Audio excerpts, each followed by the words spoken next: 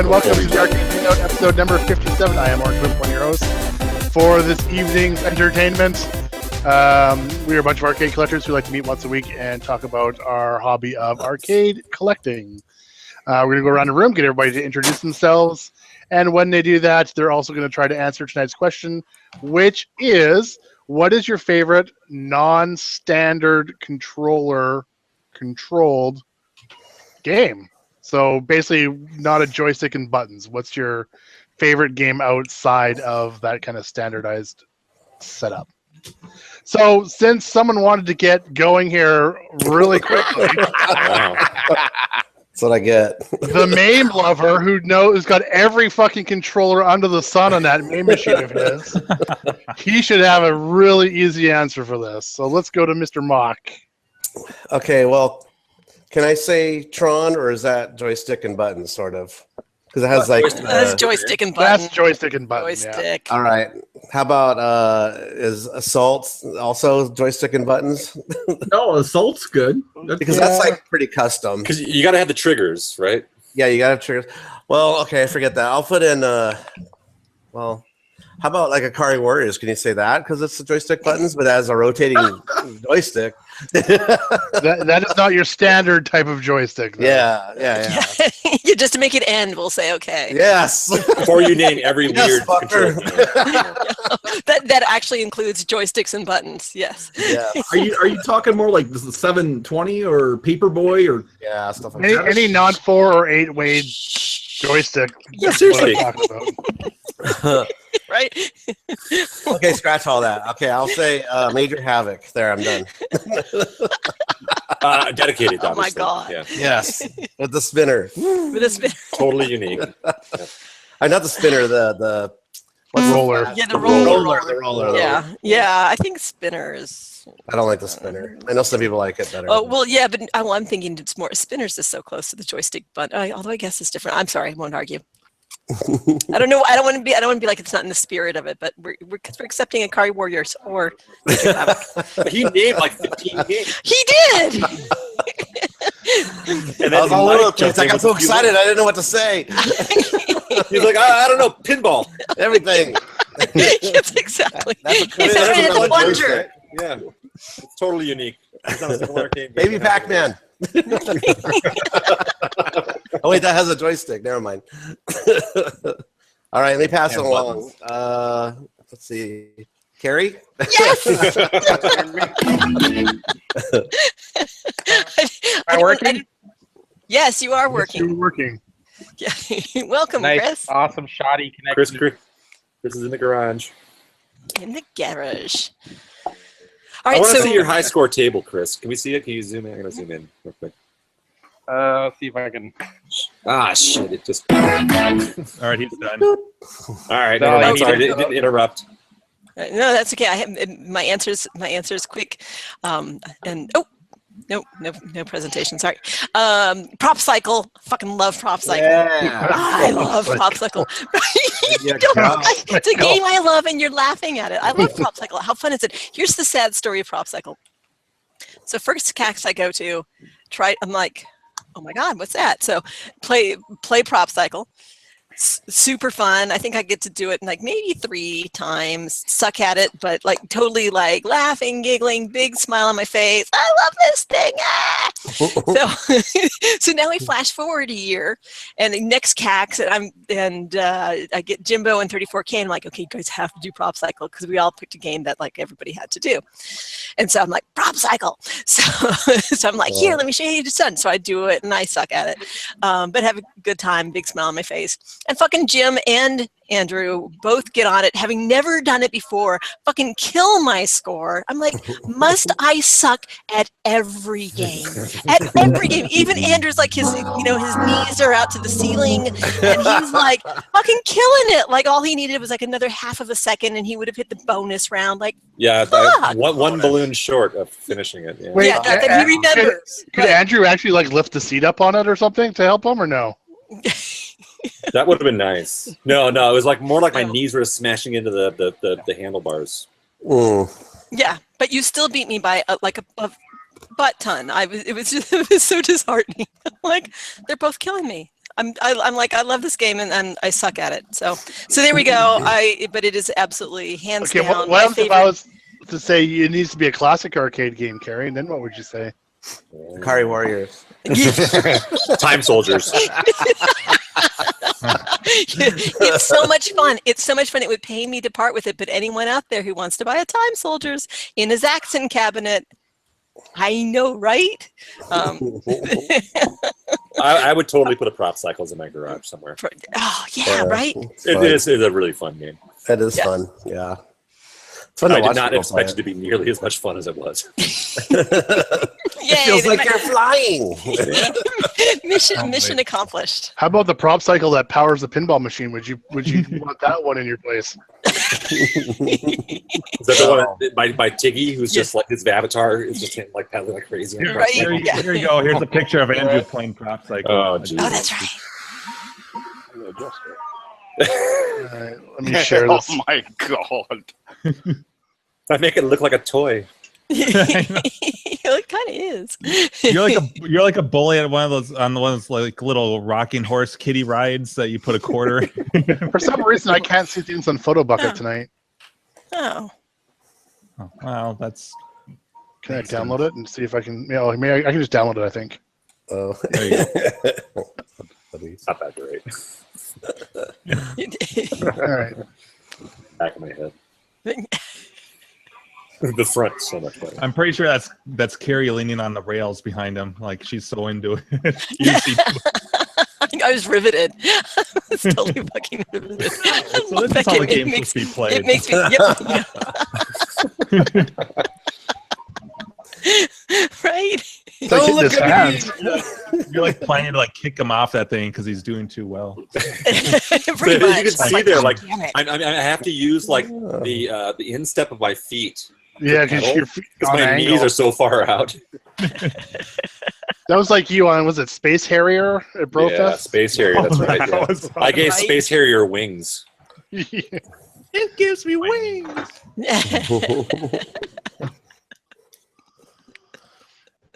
Good times. What's Gak playing some? How's it going, guys? Good. I Good, Gak. You playing So some if I remix? So Brad, to answer your question, if I sir. had to pick a classic arcade game, I would probably actually, probably the Major Havoc with the roller, since we're accepting that one. Hang On, maybe throw that one out there. That counts as classic. I'm curious what people think. How about would Defender count as a standardized kind of controller or not? See a Yeah. two-way joystick and 15 buttons. Yeah.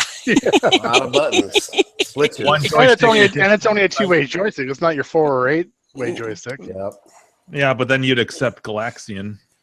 Yeah, right. And Yeah. let's see what else is too. Galaga. Mario Galaga sometimes. Yeah, Space Mario Invaders. Brothers. Yeah. Space Invaders. Yep, yeah. no. Yeah. Space Invaders Damn it, because I was before. going to pick a two-way joystick one. Yeah, nope. Yeah, exactly. Actually, no, the one I was going to pick is actually 4-way, I think. Oh, Mm. so shit, I got to come up with something new then. Is it your In that turn? case, I was about to say, I was about to boot it to Brad, but now I'm thinking he needs a little more I time. need another minute then. You need another minute. All right. Damn it. All right. In that case, I will. Have anybody waving their arms, excited to answer? Let's go with Gak, because we're looking at his Donkey Kong, and you DK can tell us about tell us about your DK remix and your game. Welcome, Chris. Oh, Yeah.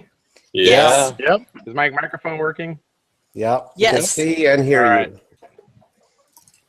Oh, Actually, good. There we go. What's the next question? Oh. No. Yeah, Brad, can you read it? Or shall I What is your paraphrase? favorite non-traditional controlled game? So anything but a 4 or 8-way joystick Or two-way. or 2-way. A non-traditional what game? Controlled game. Controlled. Yeah, something Oh. other than joysticks and buttons. Something unique. Ooh. What's your favorite unique controlled game? Hmm. Something that Steve would have a tough time doing Wow. in Maine. Yes, there we Yeah. go. That's exactly. Oh, that's how we should have Yeah. phrased it. What was that? I can control all of it. Yeah, yeah. I can do Arkanoid with a joystick. I got a spinner. Go with Wagon. You probably have the up-down push spinner. I do. Yeah. You gotta use the Twist your joystick wrist. bar. I believe Gak said wacko. Wacko. Can you guys Wow, hear there me? you go. Yeah. Oh, Yeah, I okay. said wacko. Yeah. So that, kind that of one. traditional controls, but in a non-traditional way to use them. Mm-hmm. Yes. Is that it? Or No, that's it. It's not a trick That question. was it. Yeah. Yeah, there's no story. okay. Yeah, you're done. Next. I love story. Right. Here's the gong. Da-da-da. Yeah, we got to have like a. Are we to plan like a Christmas whack off? Is that what's going to happen? Chris's whack off? It's going to be post Grinkers, right? So we could do a Thanksgiving. You want to get a little mini whack off going on? Uh, A little Get like a festive, two-way- a festive whack I mean, The that's whack-off going to going on happen. tonight. That's going to happen at Grinkers, I'm sure. But a festive whack off. Hey, Andrew, you don't have to answer the games, but has the process already started with what games they're going to have in the tournament? the process has started. Okay, cool. Cool. Yeah, we In got that, to get this. there is a list of games that's been given. I don't know if any Yeah. have been chosen yet. No, nothing has been chosen. I think one game has been chosen so far. What, pole position? Uh, Eyes in the no comments. Games have been chosen. Yeah, right. I think maybe 4 two. years in a row. Oh, 3 years in a row, it's been pole position. Right? I think you guys can safely bank on pole position probably being in the tournament this year. Yeah. Not because I'm saying it is, but just because history history suggests we will be cramming our asses into that pole position cockpit. and getting a shitty score. At And least getting a I will be. and like breaking 30,000. Who's bringing the Febreze for that one? Yeah, you need the Febreze and the fan for Discitron. I mean, thank God no one plays Missile Command, the cockpit, because that totally. I have to agree with Fett. That is the greatest place to go take a nap. It's so comfortable in there and dark. And it's in the and back corner too, which is great. Yeah. Yeah, nobody fucks with you. Yeah. No one even tries to like, hey, I want to play Missile Play Command. Missile Command. Oh, yeah. Well, there might That's be more like places to hide the now boat with the house. expansion. That's true. The expansion, yeah. Mm-hmm. You could have slept in that area that had the Leprechaun game. Oh, Remember I that may little- have. Remember that I little went out hidden that room? back door quite a few times. Yeah, Yeah. that's the back door when you don't want to go out front and deal with all the smokers. Mm-hmm. I gotta pick somebody again. All right, yeah, Gak, you gotta pass it. Yeah. oh, Jack. that's been gone. Most people. Most. Everybody except All right, Brad, you're it. All right. Ba-da-bum. So the one I was gonna do originally that I kind of realized is just a 4-way joystick. It's just a different joystick. Is Tapper. It's used in Oh, a different yeah. way, right? Okay. So hmm I was kind of confused. Yeah. So I've changed it. Lunar Lander. Originally that I kind of realized. Whoa. Listeners, Lander. can you, Yeah. Turn down your radio. There's something about that thruster on Lunar Lander that just ever since I first played it, I just love that thruster. Yeah. Oh, that's cool. Yeah. Yeah. Hard as fuck game, but the controllers are awesome. But it's fun going. It's yeah, make you feel like you're actually controlling a spaceship. Yeah. Yeah. Was a cool control. Yeah, so that's it. So let's pass her along. Let's go to Jimbo. I like how fast this question's going tonight. Yeah, great. I'm gonna say I was gonna say Mega Touch because that's just touch screen. There is no joystick. But I'll say to get to like a more conventional arcade game, I'll say T-Mech. 'Cause I fucking love those dual, big, hefty analog Atari joysticks, and you got the secondary weapon, so you got a top trigger and then trigger and then the top button, and so you're driving your big tank and you just Atari really is the king of the fucking crazy controls. Oh yeah, True. and I mean, you hold those joysticks, and you feel like, oh, I've got all the power right here, you know, and, Yeah. and then all the big sound of that game. I kind of miss my T-Mac. I gotta go over to Scott's and play it. But that's a fun game though. Like Sega in the 90s and the 2000s had some pretty original controllers too, though. Oh yeah, no, Like I'm not saying Sega there's no Bass one else. Fishing and Yeah, but like Yeah, maybe someone Atari will just say, made so many crazy controllers. yeah, maybe someone. Yeah, speaking of Sega, maybe someone should say Monkey Ball with the big banana joystick. Yeah, I was going to mention the Mortal Kombat 2 with the dildo joysticks. Ooh, That's pretty non-traditional. Samba de Amigo. That was awesome. Huh. The maracas. Well, anyways, yeah, T-Mac is my answer. So let's pass this. I want to take a guess at what Andrews is. Boom. Oh yeah, let's. All right, Andrew, it is. Mine's easy, 720, no question. Oh, that was going to be Forgotten Worlds. No, Forgotten Worlds, though, the Forgot about spinner it. with the push No. thing is unique, but like 720 as far as like gameplay, I fucking break a sweat every time I play that game. Yeah. That's me. Like, playing it's a Marvel fucking Madness. workout, like just. And of course, it's another Atari. Yeah. Andrew, Well, I thought speaking for of sure this workouts, was where's going to be Dave? yours here.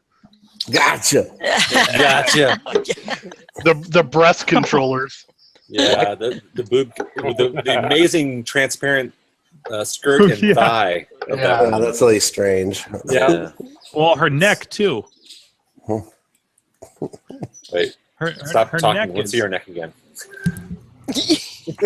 Bonga, bonga. I'm sorry, I was looking at her tits. I didn't see her neck. Look at look at her. I mean, the neck. tits on the camera.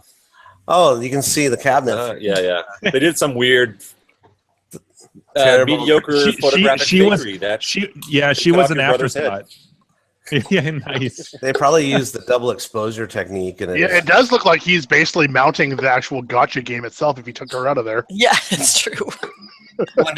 Like, He's got his hand on the side here. He's ready to mount this thing. Yeah, he's probably They're both floating. They're both Yeah. about what, a foot off the ground. It looks like Floating in the air. That was a funny movie too. What movie? Gotcha. Gotcha. Did not know that was a You movie. remember that? Yeah, they had like the dart guns. They played like pellet guns. The game wasn't There. based off that. It's something completely different, right? No, it is. Yeah, it's. Oh, yeah. But it's still I an remember. '80s movie. Yeah, I remember that movie now. Anyway, so 720. I mean, like no question, favorite non-standard joystick, and it's a joystick and buttons, but totally weird.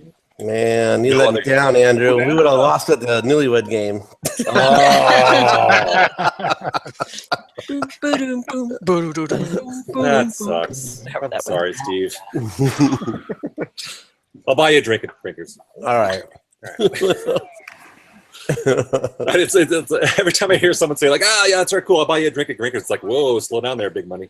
Whoa. No, what you need to do is you need to start keeping a quarters. tally and who said it so that you can cash in and be like, Right. all right, I have it right here. Oh no, look, You owe me 2 beers. You owe me. Yeah. Yeah, Sally list. Hey, I bought Mock a beer that first year. Remember Mock? Yes, I do. I won't forget that. Wow. We were actually both sitting down waiting for the big show. He's like, "Hey, Brett, I can use that beer now." I fucking got up from my seat, Yeah, went to the bar, got him a beer, and came back, sat down. it was awesome. Almost lost my spot.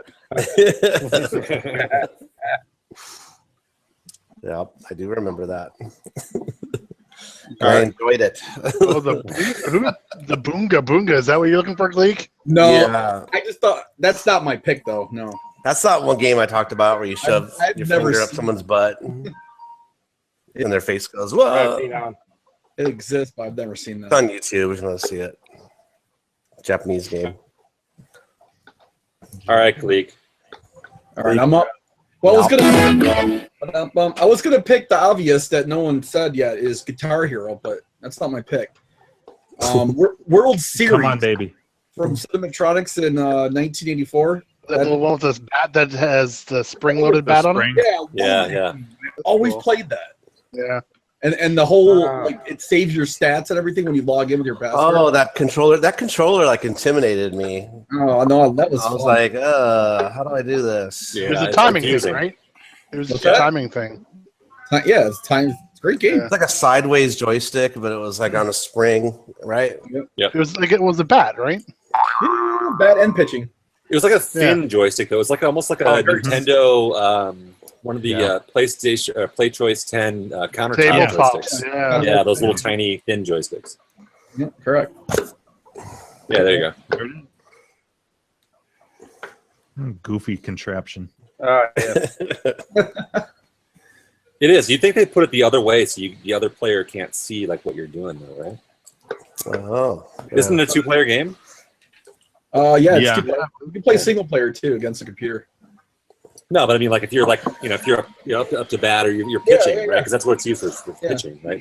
Just put your hand over. You gotta like hide it and stuff like that. But if like it was on the other side, you could totally be stealthy, and they would have no idea what you were. I'm sure the other person probably more concentrating on like how to like field the ball. Yeah, it's still some randomness too.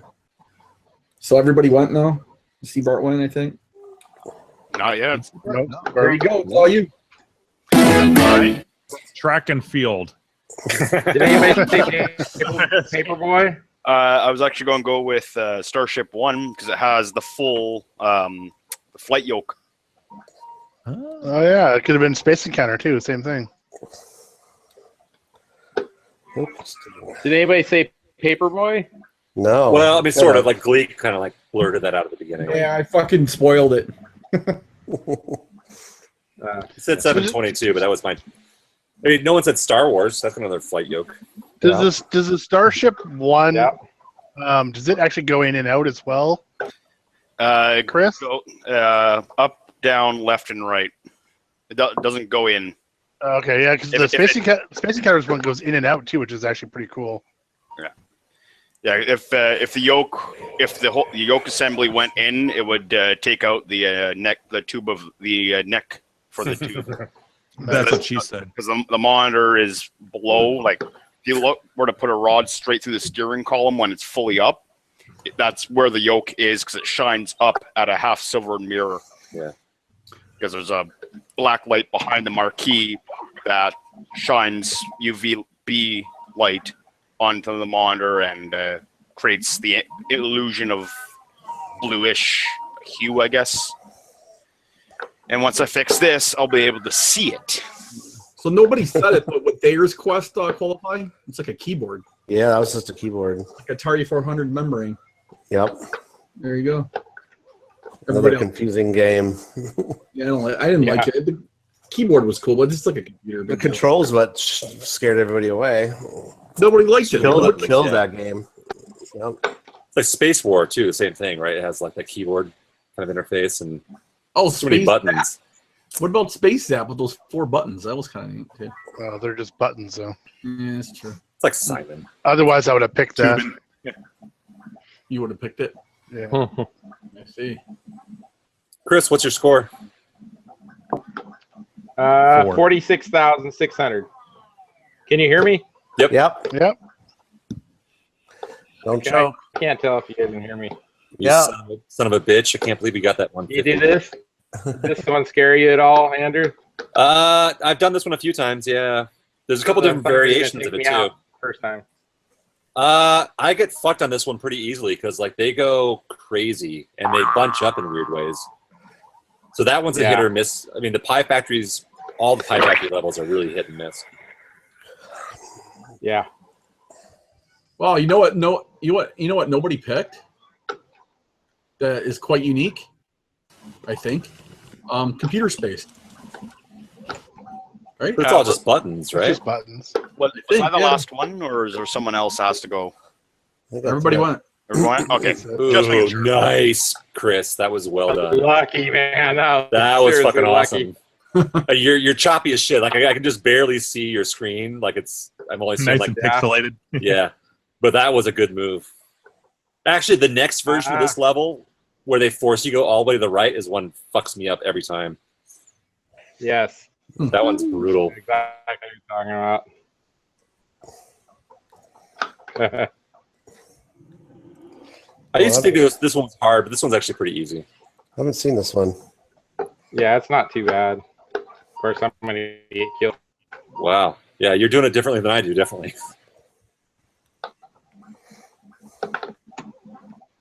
It's so choppy. I don't know what he's doing.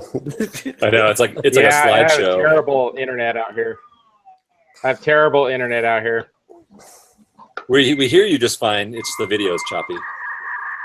Nice, Jim. Oh, you grabbed the hammer there. Wow. Definitely. I usually down there in the bottom. I usually carry the hammer up to the top level. So I save it until I go up the ride up here, and then I can kill the fireballs up here with the hammer. The main bro in the YouTube chat says, "Oh my God, please keep it on one camera. I have dyslexia." So first of all, it just does it all by itself, and I don't think you know what dyslexia is. Oh my God! Oh my God! Why is Maximus Augustus is deleted? I deleted him. Oh, he was just saying Heil Hitler and shit. Oh, classy. Keep it classy, Maximus.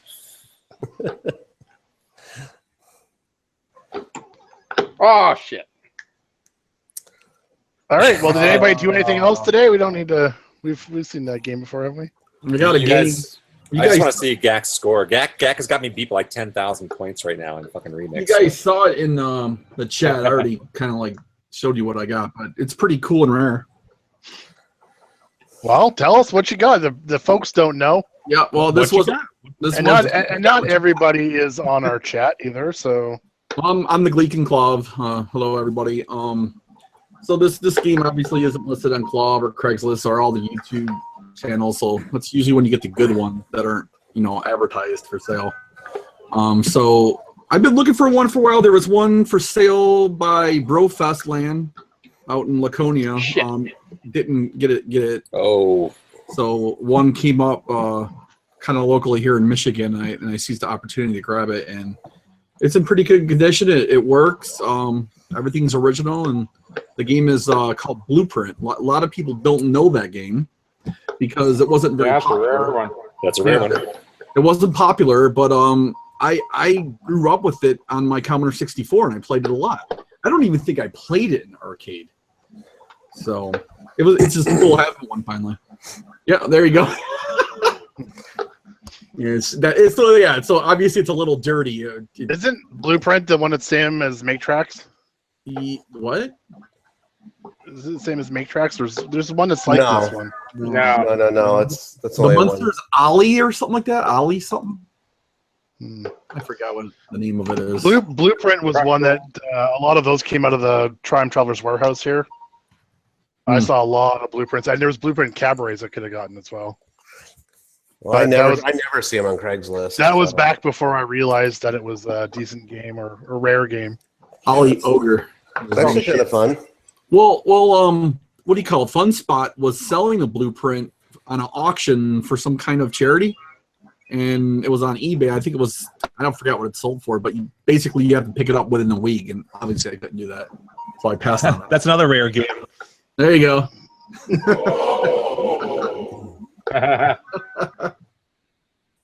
So yeah, that's my pickup of. That's cool. Recently, yeah. Thanks. That's a real cool pickup. It was fully working? Yeah, 100%. I took out I put it in my storage shed, and when I put any game in my storage shed, I always remove the PCB boards because I don't want them.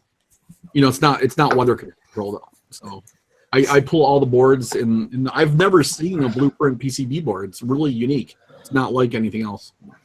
I mean, it does have the MCR audio board and stuff like that, and the amp, power supply, and all that. But I only saw Blueprint once when I was a kid, and it was at a fundraiser I was at some church or something. They had like Mexican food and stuff, but they built an arcade like underneath almost like a circus tent sort of. And Blueprint was one of the games in there, and so was Frenzy. The first time I saw both those games, but I got like $5 to spend whatever. So I spent all my money on Frenzy and Blueprint the whole time, and. Yeah, that was just a lot because Blueprint, you can play it for as long as you don't go back into the houses you've been in before. You can play it for a while if you memorize, where you've been. That's the key to that game. I don't know if you played it before. Yeah, I'm not really good at the game. I find it hard. There's all these different houses. Yeah, there's all these different houses, and you got to go inside each house and find the parts for your machine to destroy the guy at the top that's chasing your girlfriend going across the screen. So yeah, you go into each house, and if you go into the same house again, you hold a bomb. You got to run with it and throw it down the pit. Oh Yeah, there's a run button. yeah, there's a run button and it's limited. You can only use it so much. So yeah, you have to run with it when you have the bomb. And once in a while, a weird character will jump out and mess up your blueprint plans, and all your pieces fly off of it. You got to go back and take the guy that knocked all the pieces off, throw him down the pit, go back and put all your pieces back onto the blueprint that's down below. It's a pretty unique game. So, Mark, when you finish the blueprint, you got to hit the button to start it, and then what? It shoots the guy up top chasing the girl?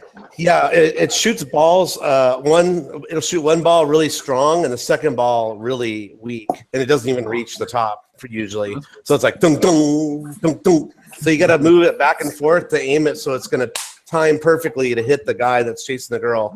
And by the time that you're done, he's almost on her to grab her.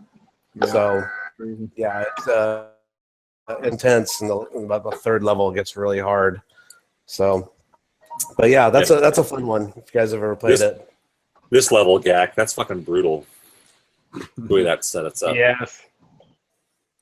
Because that fireball just sits there like a cocksucker. Ready to just suck it. Just back and forth. Yeah, and I missed the Arkanoid cab that was on Craigslist. Oh, you got your toe. Was $50. I guess I missed it by 3 hours. It kind of sucks. I really wanted that.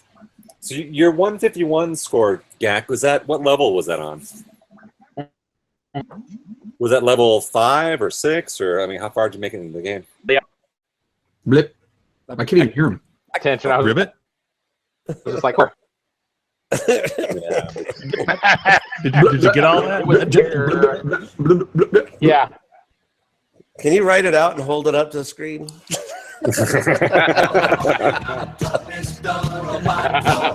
Can't hear him. I have shitty Wi-Fi in the garage. Sorry. Yeah. Oh yeah, Tudor's saying I'm probably thinking of Crush Roller. That's what I was thinking of. Yeah, that's the other name for Make Track. Yeah. Make Tracks, yeah. That's what I was thinking of. Yeah. AKA. Did anybody else get any machines or purchases or trades or? I got my shaker motor finally for Medieval Madness. Nice. So it shakes just like an LE would. You didn't get the cool. Terminator 3 guns? For Medieval Madness pinball? Terminator 3 Gatling guns. Oh, from that post I put? Yeah. Did you see that, Orange? Yeah, I saw that. I can show it. That was crazy, that guy. That's really overdoing. I mean, he really loved his T2 pin. But I got some artwork from Rich that I haven't opened yet. Woo. But So there's the Gatling nice. guns. We get an unboxing. Unboxing, yes. This is the quickest I've ever got an order from this old game within a week of placing the order, I might add. That's cray-cray. That's a good say. Holy shit. Great. Took me 3 weeks to get my track and field. Well, that's because they already had this printed. And he had that in stock, though. That's exactly it. Yeah. And this is my first time dealing with Kendra too. Did you not meet her at CAX? I don't think I did. Yeah. I must not have. Maybe Well, maybe I saw her and I just didn't know who she was. Well, she and Rich were in their booth. That's when I remember I met him. I didn't even know. Oh well, it's got a front mask on there, but we got our Rockola. It looks like it says Rockola. Yes. And it has the house top. It's got the house Most top. importantly, I'm actually really excited to be putting this on the cabinet when it's ready, because I don't know, the eyes where it's just like it's Rockola generic, but it's just a little triangle. You might as well have like the whole thing, and especially where mine was originally a factory conversion that used this anyways. Yeah, it just doesn't. It seems right. So yeah, pretty pumped about that. I ordered my got my laminate on order. I dropped off parts at the powder coater today, so things are moving along nicely. This might be one of the fastest restores assuming that my Bondo is doing its job. Might be one of the fastest restores I ever finish.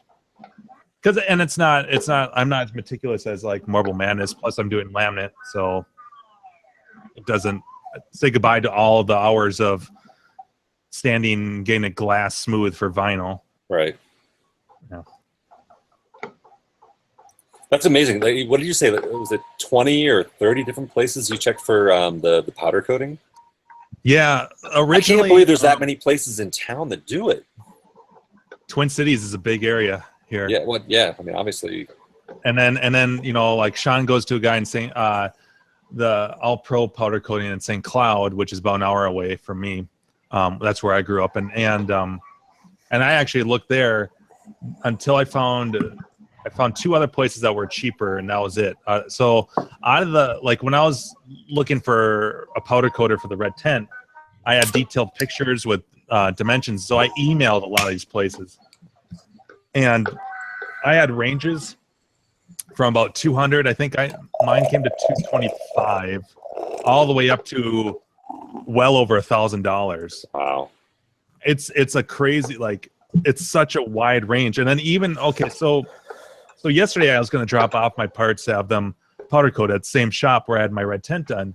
I get there and everything's closed. I'm like, what the hell? I know they're open Monday through Friday, and I knew their hours, and it just looked sketchy. And I called the phone number, and it was just a generic voicemail. I'm like, what the fuck? And their website was down, or it wasn't working. And I'm like, ah, shit. So are they closed for business? And so I went through the process again, just for the like 6 parts. I'm having the coin door, and which is 2 parts, obviously, and the marquee and the control panel bracket. So it's 6 parts, small parts, which normally you'd want to pile up a shit ton of parts to make it worth it. But since they're black, they can usually throw it in with another project, and it still is cheap. So anyways, I send out about 10 emails, and I get emails back from everyone, and it ranges from $25 to $200 for the same job. So like it's such a crazy variance that I feel like I'm looking for like a trustworthy car mechanic, or you're shopping for some sort of healthcare or something, because it's all over the map. Like, it's just I'm curious. Some of them, the one I went to locally here was really cheap, but they didn't do sandblasting. You had to do it yourself. So I'm wondering if you're asking for powder coating, if some places are including plastic. Well, I tell them that I need them sandblasted too, and some of them will give you a rate for powder coating, and they'll say sandblasting's extra based on how long it'll take us to get the finish off. I mean, $25 that's cheap. Does the cost differ, Jim, because they double coated or use different kind of coating material? I mean, some of them will actually tell you what manufacturer they use for their powder, and you can, especially like if you want to shop for a particular color, which is really nice. Actually, when the place I was originally going to have my red tent done that I decided on, it was this little mom and pop shop, and that's what they did. And they're like, so we get all of our stuff. I actually sat at their computer, and they're like, this is the site that we order everything. So if there's anything particular you want, you can shop on your own there too, and we'll get in whatever. But what ended up happening was the dude's wife was pregnant, and she was just about to have their kid, so they're going to be moving and stuff. So he's like, sorry, man, I'm not going to be able to take on your project after all. So I ended up going to this place that I'm at now, which is actually the cheapest. Called it's Minneapolis Powder Coating. They're literally like 3 miles away, so they're really close too. And he didn't charge me. I mean, my red tent, you know how many parts that is, and 2 different colors. They did everything. I forget how many parts it was. It was like a dozen parts. I don't know, big parts. And they did everything, and the turnaround was fast for $225, and that included sandblasting and everything. That's amazing. Like, you can't beat that. I mean, today I dropped off those parts, and he's like, He's like, if you want, we've got a. I'm like, it doesn't matter if it's a hammered finish. It doesn't matter what the finish is. It just needs to be black. And because honestly, I don't care if the marquee brackets are textured versus not. I don't really give two shits. And he's like, we'll be doing some more black next week, so we can throw them in with that. I'm like, oh great. And then I, on the way out, I'm like, you have any sort of estimate? He's like looking at the part. He's like, I don't see it being more than $30-$40 tops. And so I'm like, all right. Nice. Yeah. So does that protect it against rust? Like if you stored it for 20 years? Does it really? Yeah, it's much, much more resilient. I mean, you can, I stack quarters and stuff on my right side. I don't take as good a care, as I probably should, but it's a lot more resilient. It's much more durable, less susceptible to scratches. You have to work really fucking hard to take that finish off. Yeah. Really hard.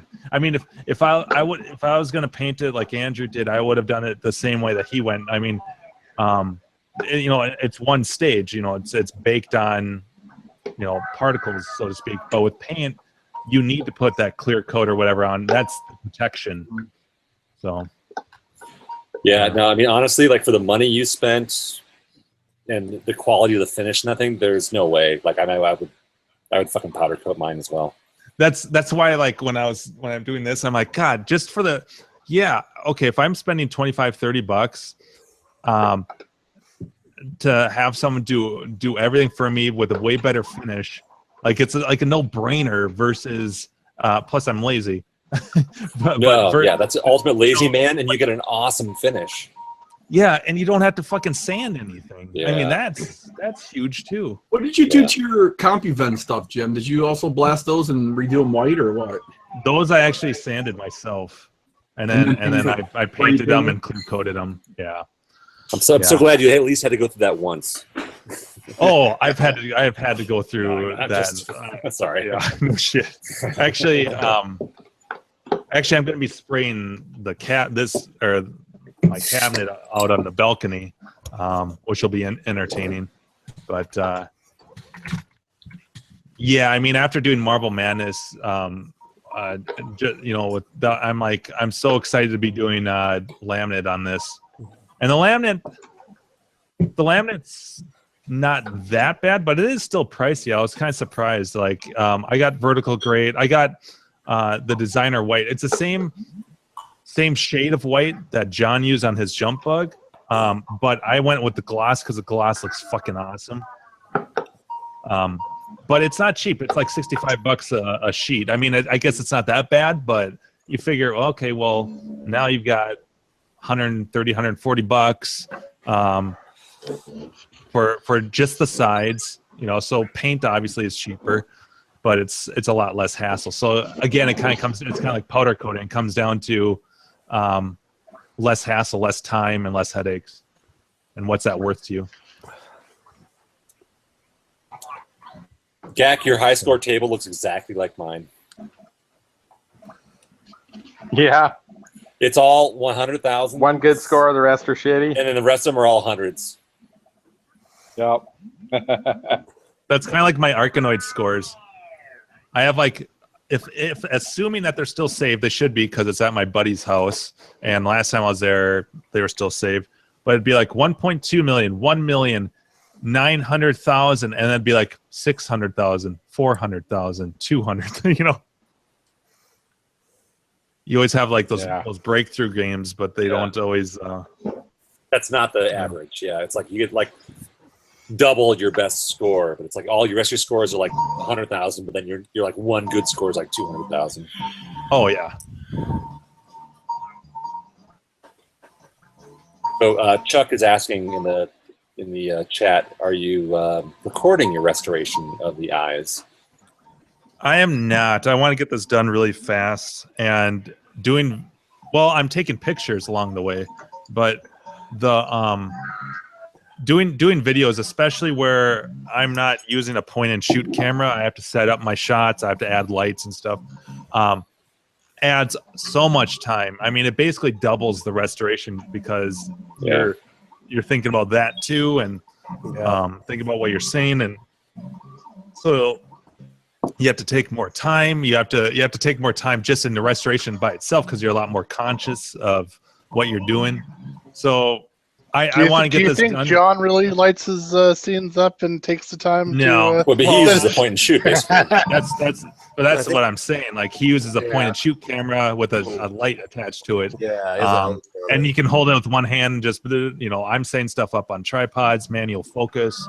So it's and then I spend a shit ton of time editing because and cutting to different angles and stuff. And if I was going to do videos as frequently as he does, I would have to get a camera like that. Yeah. But I like that he has a little tripod with wheels on it, so you can wheel it all over his arcade. Yeah. which he got from a viewer, right? Oh, he did? Yeah, I think so. So. I was looking at his one of his jump bug videos because I was just to look at the cabinet, and I forgot that that was during the phase where he would start out with the camera in his face, like up his nostrils, like "Hey guys," and it scared the shit out of me. The Blair Witch Project thing, where he was like walking around with the camera like in his face. Yeah. Hey guys, today. Can you imagine if his wife just happened to be all of a sudden she saw him walking like this, backwards? I can only imagine. Is it me or is Gak's Dig Dug screen look all fucked up? I think it's his internet, but yeah, it looks fucked up to me too. Arrangement. It's trying to do RAM Dig tests. Dug arrangement. Oh, it's supposed to be that way? But no, I'm planning on doing videos of Arkanoid Revenge and Go though when I redo that cabinet. Oh. The heck? Which I'm really excited to get that artwork. Now that I paid the money for it. Right? Yeah. No, I will box up and protect the bezel on the trip out to Grinkers. So yeah, we still the whole thing of the airline. So I'll call. What's the airline you're flying? If you want to send me that info, and I'll call them and ask them what it would take to move something like that. Oh yeah. Let's see. I'm doing 2 airlines because it was actually cheaper that way. I am flying out. Let's see. What the fuck? Hang on a second here. I'm flying out to. Oh wait, no, this is the wrong one. Is it Delta? 13. Yes. Boring. I'm flying out for Delta. Delta's going out there. So Delta out. Yeah, so I can see maybe I can give them the call and just be like, "What does that thing weigh?" I gotta check out this Dig Dug. I'm watching it. It's so different. 75, 80 pounds. Right. So if you created that up, or do you what do you think it would to box it up to make it safe to travel? What do you think? God, I don't know. Is it worth it? I mean, you tell me. I would love to bring it out there, but it's about the size of a microwave, and a lot heavier, and a hell of a lot heavier. Shit. It'd almost be one of those things where I'd be like, why don't you just pack it up and have it couriered or trucked over there so it gets there when you're there, Andrew? Well, at that point, they probably wouldn't be that much cheaper than doing it to Denver. I'm just trying to figure out a way. Is it cheaper to fly with it, right? Or is it cheaper to? I doubt it's ever cheaper to fly with it. Well, but the thing is, you're already on the flight, and sometimes it's oh well, it's an extra $100, and that would be cheaper than freighting it. Freighting it costs just a couple $100 go over the weight least. limit, and yeah, exactly. It's all right, here's a really heavy fucking box. So, but if you could think you can get there safely and stuff, I don't know. I'm just throwing because I'm driving back. So for me, it would be just throwing it in the back of the whatever vehicle we're driving. That's true. Is this a fan made? Did someone make that? Biggest box. Probably use styrofoam, I suppose, to pack it. You tell me, dude. If it's not worth your hassle, too, we can. Yeah, is that a fan made game? Yeah. No, it's Dig Dug arrangement. What is that? Is that? It's the Namco Classics Volume 2. Oh, and they re-released it. Oh, okay. So it's re-release. Andrew, I think maybe we should just wait. Yeah. All right. Yeah, I don't know. I'd be paranoid as fuck. Yeah. It turned up like the Bud Light sign. Oh my god! Which only, I mean, actually, you know what? If it turned up like the Bud Light sign, that wouldn't be that bad. It'd have one little scratch in it. Right. Unfortunately, you're dealing with glass, and one little scratch makes or breaks it. Literally. But Hey, here's a good deal on a quantum board on eBay I just found. Yeah, $4,000, no big deal. that's probably the same dude that's trying to sell it for 32 on Cloud. Fuck that. G-Buggy. So are you gonna sleep better because it's all original? You know, I just don't get it. At that price point, no. Not That at doesn't that- make any not at sense. Buy a pin. Yeah, exactly. I buy a nice pin. You can buy a whole quantum for cheaper than that. I mean, shit, $500 and you have a brand new Ghostbusters. No shit. You can buy a whole quantum for less than $4,000. Yeah, what was I gonna say? I'm just, I don't have to worry about bringing that sign this time around. I'm just bringing pretty much a new trackball that I'm offering up for the prize pool. That's about it. I don't think I really have anything else. I was thinking about bringing my second kicker PCB, but I'm like, I gotta wait until that project's over. Yeah. So I may discover something about it. So someone can get a Marble Madness trackball or Millipede, I guess. What other games used a 3-inch? Did a 3-inch trackball? Yeah, Millipede. Marble Madness. Did like what's that one game with the dudes that are like shooting stuff? Cabal. Did they use a 3-inch or is that a centipede? Yeah, I'm not sure. That's a good question. What about Earth Defense? Was that a 3-inch? I don't know that game. Oh. I mean, I think Wacko's a 3-inch, I but was it's gonna say, totally what about different. Wacko? It's a Yeah. totally Yeah. different Yeah. controller, though. Just look a man. What kind of what does that assembly look like for the Wacko? Oh, it's fucking bizarre. It's one-off. It's the whole thing is like CNC machined. It's all metal. There's no plastic. That's kind of, it sounds like the Missile Command trackballs, It's insane. which yeah. the Cabaret like carries as a 2 1/4, and then the operates a 4-inch, like the big massive. It's like a The bowling giant ball. one. Yeah, the bowling ball. Yeah. But you get that mass feel of like moving that thing across the screen. It's That's like the Atari footballs and stuff. It's the same. yeah, one, yeah, right? exactly. Tudor Arcade says Crystal Castles. I think he's right. Oh yeah, Crystal Castles. Yeah. There you go. Thank you. Yeah, I knew there was at least one other like well-known game. Yeah. That would be a good game for the tournament, I think. Not everybody's great at, not everybody's great at that game. It's a Bad good rep. question. Yeah, but like, And I don't is it think it's that bad of a game. marathonable? Or If it's marathonable, you might have some ringers coming in. I think it's have some- beatable. It has an ending to it. There's only a certain amount of levels and it ends. That's right. It does have a limited levels, Yeah. like Marble Madness. And then it doesn't repeat. I think it just ends. Like Vector Pong. Actually, Marble Madness would be kind of a good game for the tournament too, at least on. Yeah, you guys have The talked about surface that of for years, and then like even since the first like Grinkers, and then they always like dismiss Shoot it. it down. No. It's the thing is that game is short, regardless of if you're good or not. Even Yeah. if you beat the game, it's over really quick. Right. Yeah. No, it's a good point. Marble Madness could make sense. Everything you know is wrong. Yeah, stage 5. Can you usually get through that part, Jim? You're that good at it? I've gone this close to making it to the 6th level, the last level, and that's about it. But it all like I have yet to figure out a good strategy for the end of the 4th level, which is why when I make it to the 5th, I have no time, because at the very end there's this random pattern of these like slug things that push. Oh, that hit? Your mark. Yeah. Yeah. And they come out of the ground, and there's like 2 or 3 different patterns that they'll do. It'll either be like like every other, in which case, well, you can be a little patient, you can get through, or and I don't know like what, I think it's just random, or they'll all come out and then go down and then all come out, which is nearly impossible. You have to sprint so hard and hope that because they're going to push you off. Like I don't know how you can make that in one stop. So you got to hope that you spawn on the other side of them if that happens.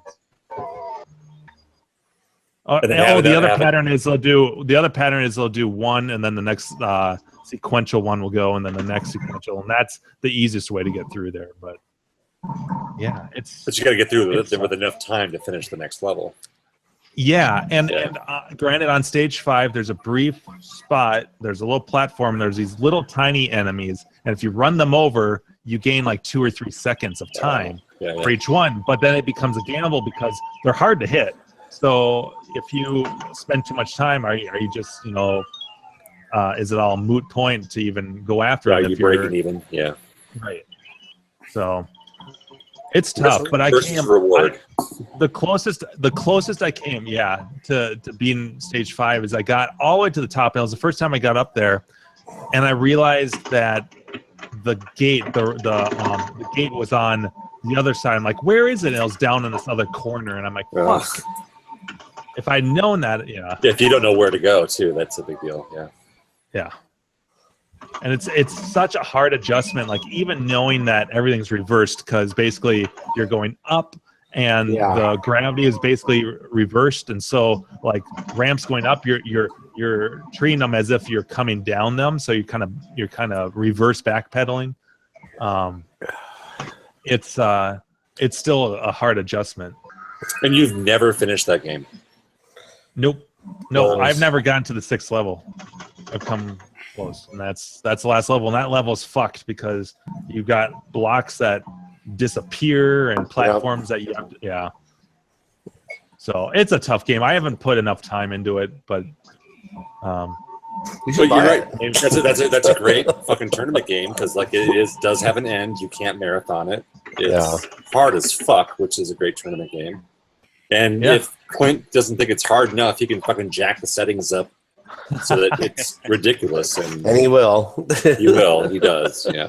Yeah, I don't even know. Oh, I wonder if you could. I forget what the dip switch settings are. If you can reduce the time that you start with, maybe.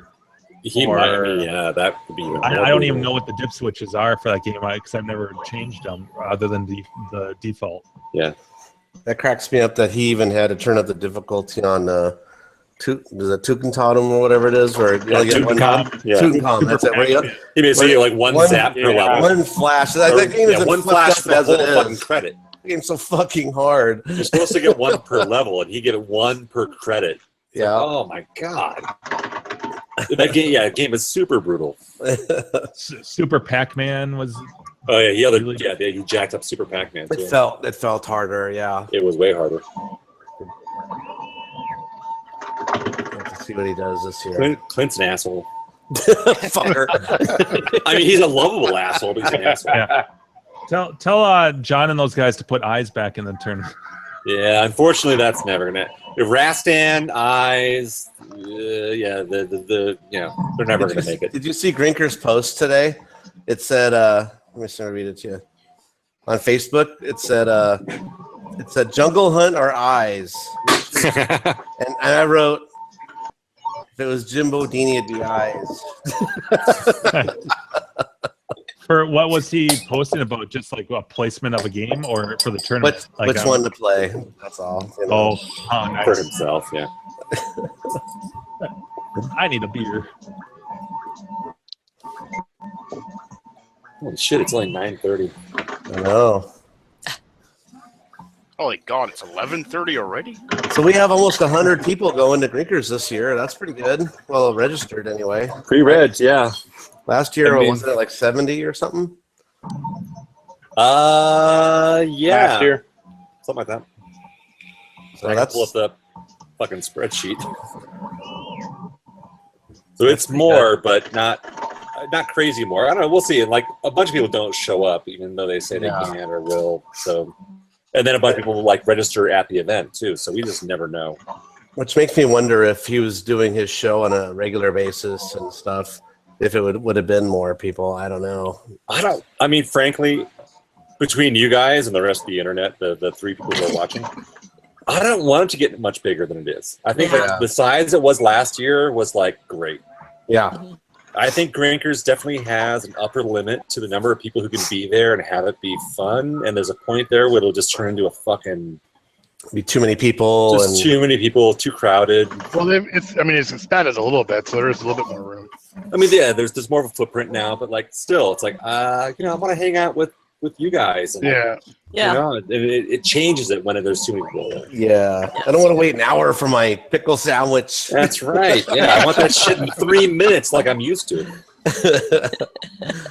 What are they doing back there? No, Well, that's they've true. got The 20 sandwiches ahead of you, buddy. The service will That should be our suffer. question next week: is what sandwich are you guys gonna fucking order first? Ooh, I'll the get spicy the- Italian. I'll probably. get Spicy the Greek- Italian. Yeah, the spicy Italian is my favorite. That's one of Steve's favorites too. Mm-hmm. So. Okay, well, fuck it. We won't ask it next week. We'll ask it today then. There we go. Spicy Italian. Okay, hold on. I got them right here, guys. Let's go. Let's do this shit. They have like a pastrami or a. Ooh, we got one of There you go. those. Nicely done, Yeah, that Brad. pastrami and cheese is pretty fucking good for the hot Yeah. ones. I was Yeah, looking I at like the. Hot Oh, sandwich. go ahead. Sorry.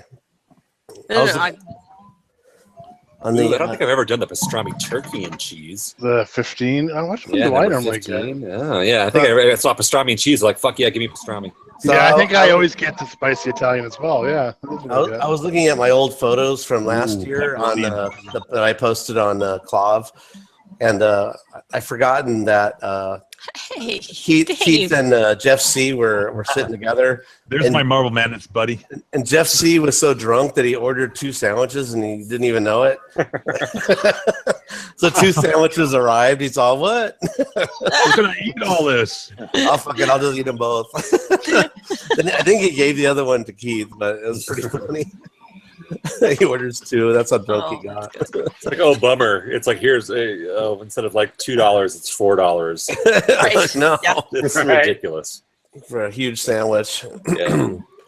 You got to get it with chopped pickles, though. At least I like it with chopped pickles. Mm-hmm. Mm. But those things keep you alive in Grinkers. Because the beer kills you. I know it'll be like 11 o'clock. Time for another sandwich. I need another Yeah. sandwich. Yeah, pretty much. It's crazy. Actually, you know what though? It's such a relief after you're in there. It's like a vortex of time. Like you just don't realize how long you've been in there. It's You like walk outside, Vegas. it's like dark. Yeah, There's no you walk windows. outside, it's like dark outside. And you're like, holy shit! But the fresh air feels so good. Oh, yeah. Yeah, No the windows, no fall, clocks. the fall air in Yeah. Idaho. Yeah, it's all nice. Oh, and it's cool crisp and dry. Yeah. Yeah. So it looks like That's pretty good. me. Dave! Yeah, Dave joined us. So it looks Answer like the You heard question. I was talking about Marvel Madness, and he chimed in. Dave from Buffalo. I know. I was watching a little bit of the YouTube feed before I logged on. I got a little excited about Marble Madness. I knew it. It's a rare occasion that someone can just log in partway through the show. No. I'm surprised Jim hasn't beaten it Yeah. because he owns it. You gotta get Fucking on hard, there, man. Jim. And I definitely have not put enough as much time into that game as other games. You know. Yeah. Because I was playing that pretty avidly, and then all of a sudden, when I got Eyes, that became my new game. Like, all my attention was on that game. Yeah. So Dave needs to Okay. answer the question of the week. Yeah, Dave. Question of the week. Welcome, dude. Hi. I was watching a little bit at work when Mock was Akari Warriors and Tron. No, that's a joystick with buttons. Yeah. I was thinking Spy Hunter. Spy Hunter. How there did I you go. say that? Fuck. It's That's just, what I should have said. I played it a little bit more than I have been since I got the machine this month, and it was just nice to have all the weapons lit up at once. I got a little semi-boner. I was like, it's just so nice. Got a partial? Well, because I didn't realize I didn't realize the machine gun light was off, and I never even like what I said when I asked Andrew last time I was on, which was a couple weeks ago, and he's like, no, I just took the control panel, I touched the machine gun light, and it came on. I just barely. It was just loose. Yeah, and it's so it was such a happy day. That's like always on, isn't it? The machine gun one? Yeah. I didn't realize it till I think I went to Brofest. Okay. And then kind of forgot about it. I'm like, oh fuck, that's supposed to be on all the time. Yeah, That's right. It's been so, you know, and then I'm like, oh man, it's got to be on. And then I just touched it, and I'm like, oh. I keep worrying about my 3-year-old though, because he keeps going up, and I hear boom, boom, boom, and I look over, and he's just yanking the. Well, I think I put new rubbers. The new rubbers. Right. You boil them first. No, I put the new the turn stop rubbers on it. So those should be fresh. So they should take some of that abuse. Yeah, I'm down there doing something, and I look over, and he's wailing it. Bam, bam, bam.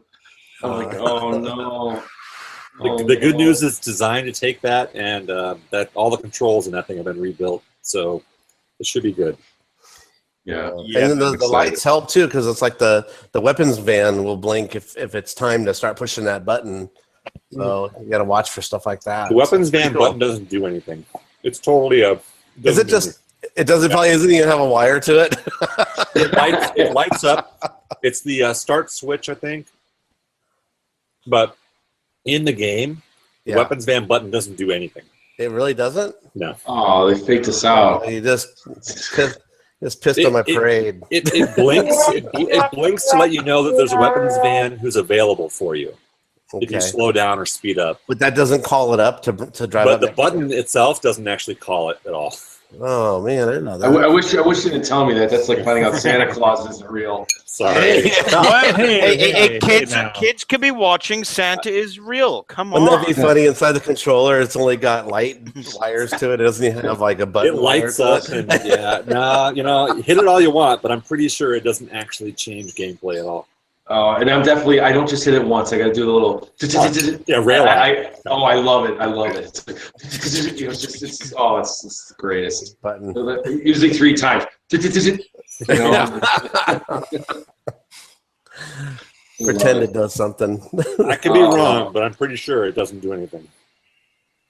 The ball, Danny. Andrew, did you get pretty good at the game where you can just like stay a speedboat as long as you wanted and stuff like that? Not that good. I definitely got to the point where I was cruising through the game. I would go through long patches of not dying. Yeah. Got to the point where I would usually finish. I mean, like I wouldn't even bother playing if I didn't finish with at least 2 extra guys. So you got to hit like 18,000 before the timer runs out or something like that. So I got pretty solid at that. Yeah. But the thing is like once you get to the extra guys, then you just back off. Then you don't ever really need to go super fast. You just cruise. You just do slow, keep it cool. And that's where I got to the point where it's like, the game's sort of lost its luster insofar as I can't marathon it or play it for forever, but I can play it for I could get to the point where it's like I can see where it's like all I gotta do is cross this one threshold, and like I'll be there. Forever. So it wasn't that I got to the point where I was like the master of that game, but I got to the point where it's like I could see what it would take to cross that threshold, and it's like, I love the Paul game. Dean, Paul Dean, the guy who's like the world's record holder on it, and I asked him, what do you do? What's your technique? Like, just play it for a long time. What do you do? And he said the same thing you did. You just cruise. You just slow it down. Yeah, you just slow down and just cruise it. Is that the guy who's in Video Craze? Yeah. Yeah. All right. Yeah, that's why that name sounds familiar. All right. Yeah. So there totally is. Like if you get the 2 extra guys, so you race in the beginning. You go really, really hard in the beginning to get the 18,000 points. It doesn't matter how many times you crash, because it doesn't matter how many times you crash, but you don't want to crash too much because you won't get 18,000 because you can't get enough points. Yeah. So you want to play really aggressively in the beginning of the game, and then once you get the 2 extra guys, back way off, and then you're like. Yeah, then you're in high gear for the most part. You may have to downshift real quick to low and to high if you hit something. But mostly it's like you keep your gas pedals like you barely touch it. You're just kind of cruising. You goose it when you need it. You get the turbo. Yeah. The fire shoots out the back and then it shoots you forward when you need it. But generally speaking, you want to just go slow and steady and you just play the levels. Yeah, and if you're going that slow, if you rear end somebody, you don't die instantly. Yeah, you just hit them. Yeah. So yeah, so you just learn to play slow, and then once you get to the point where you can just do that forever. Yeah. I mean, I think my best score is like 70 or 80,000. But then it was like I felt like I was doing that same sort of like just driving really chill for, I don't know, 10, 15 minutes. It almost feels like an exploit. I get it. I understand how to play the game now. It's awesome and it's fun, but yeah. It does say that the weapons van button does work, but it's only periodically a van will show up. Well, when it blinks, that means a van's available. Yeah, it says that there's a van available like every segment or whatever it is. Yeah. Yeah. But every time you hit a Y, you go either left or right, and then as soon as you break out of the Y in the wide open space, there's a weapon van. It says it appears in each new territory and can be periodically summoned by pressing the blinking weapons van button. Yeah, so Andrew, are you saying if it's blinking and you don't hit the button, it'll come regardless? Yeah. Huh. You don't have to interact with the weapons van at all. But yeah, you don't have to drive in it, but then you don't get the weapon, so. No, but you pressing the button doesn't make the weapons van appear or not. If it's blinking, there's a weapons van available. It's either ahead of you or behind you. I always thought when you hit the button, the weapons van would speed up. But I guess I was wrong. I don't know. I mean, you could be right. If the weapons van always wants to go for you, so if you're on the screen of the weapons van, it's going to speed up or slow down to accommodate your speed. Yeah. But I don't think the button, and there actually is a switch underneath there. So, but I don't think the button calls it when it's not available. Well, we can try it out. No, it says it has to be flashing. Yeah. And it says it periodically will bring it. So the test is if it's flashing, don't press the button. And then see if it's flashing, it's there. If it's flashing, that means there's a weapons van either ahead of you or behind you. Yeah, but they say if it's flashing, you have to hit it. You do not have to hit it. No, it doesn't say that. You never have to hit it. Okay. Well, you have to tap it. Tap that. So I don't understand it. You have to triple tap it. Tap, tap, tap, tap, tap, tap. Taparoo. Little piano. Oh, nobody said tapper for controls. Yeah, we did. I did. Brad I tried to.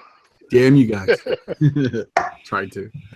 Well, it's a 4-way joystick, essentially. That's why I kind 2-way of to skipped 4-way, it. right? Yeah. Yeah. Yeah, okay. True.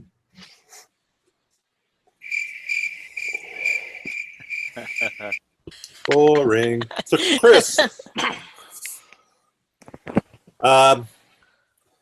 Dig Dug? You still playing Dig Dug? What's going on?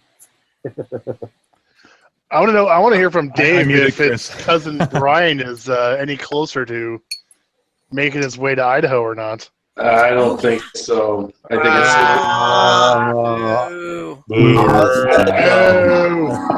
The Lord says no. It's a combination of $700, $800 flight, and once again work schedule. You know, it's like you have to call sick for a couple days. Oh man, so, yeah, that's the main thing I think is the work. It's like, oh, he's just not. He doesn't have that flexibility to be able to take off. I think his vacation starts on Sunday. Actually, he's got a week vacation just coincidentally, but he's on the schedule to work Friday and Saturday and Thursday. So he'd have to, try and switch or bullshit. That's too bad. You knew about this a year ago, fucker. I know. Yeah, right. What he doesn't understand is like this trip is worth every pain in the ass that he has. Yeah. Yeah, but he doesn't have the option though. Yeah. It's just that unfortunately, federal government, he just can't. You can't trade. It is what it is. Yeah, but not for. It's like because you have to do it like within a pay period, and then he's on vacation. So it's like,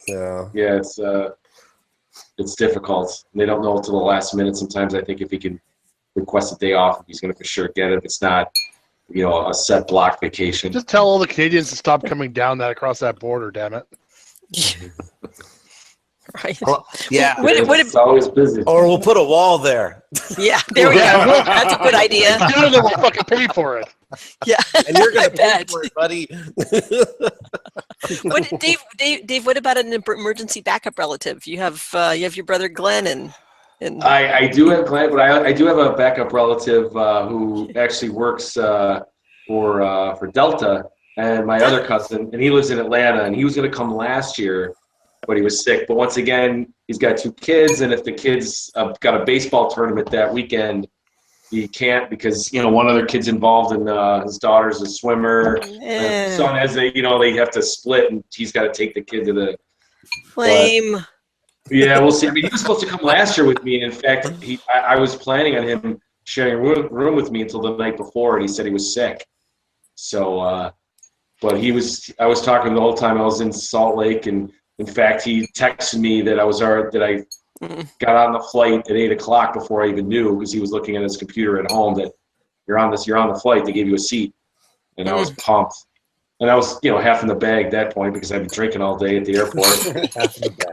Yeah, you probably could have paid for a plane ticket based on your bar tab at the airport, waiting for a freebie bar.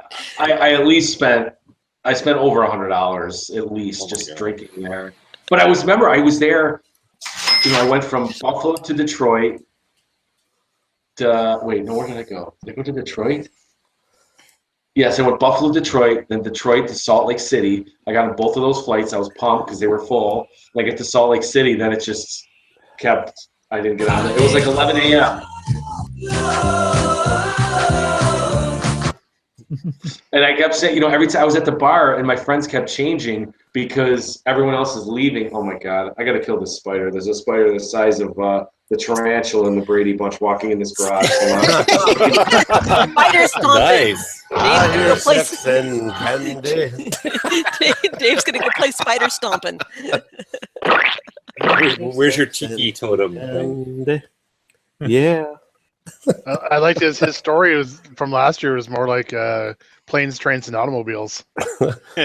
Trying to get to Grinkers. Yeah, he got there like Friday late, right? Yeah, it was late, like 10:00 or something like that. I was maybe? like hammered at that point. I'm like, oh my God, they made it. Shit, that's gonna be me. I get it at 8:40. So that means maybe 9:15 if I'm booking it. 9:30 probably. More likely. That's Steve in the chat. Oh shit! Or is it someone just playing games on us? If he is, he's got the link. Get the fuck in here, Steve. Yeah, he gets the link every You know week. how this shit works. Trying to find a mic. We should have shipped him a mic. Someone get that man a mic. Just like he's here. 3D print a mic. Yeah. The man's got like 230 arcade machines in his arcade, but he can't find a fucking mic. I know that's right. Underneath all those wires in the back. Yeah. Or Yeah, but look have a under the headset. cap kits. How about a headset that you use for your phone? You can plug in something like Now that. I am sad.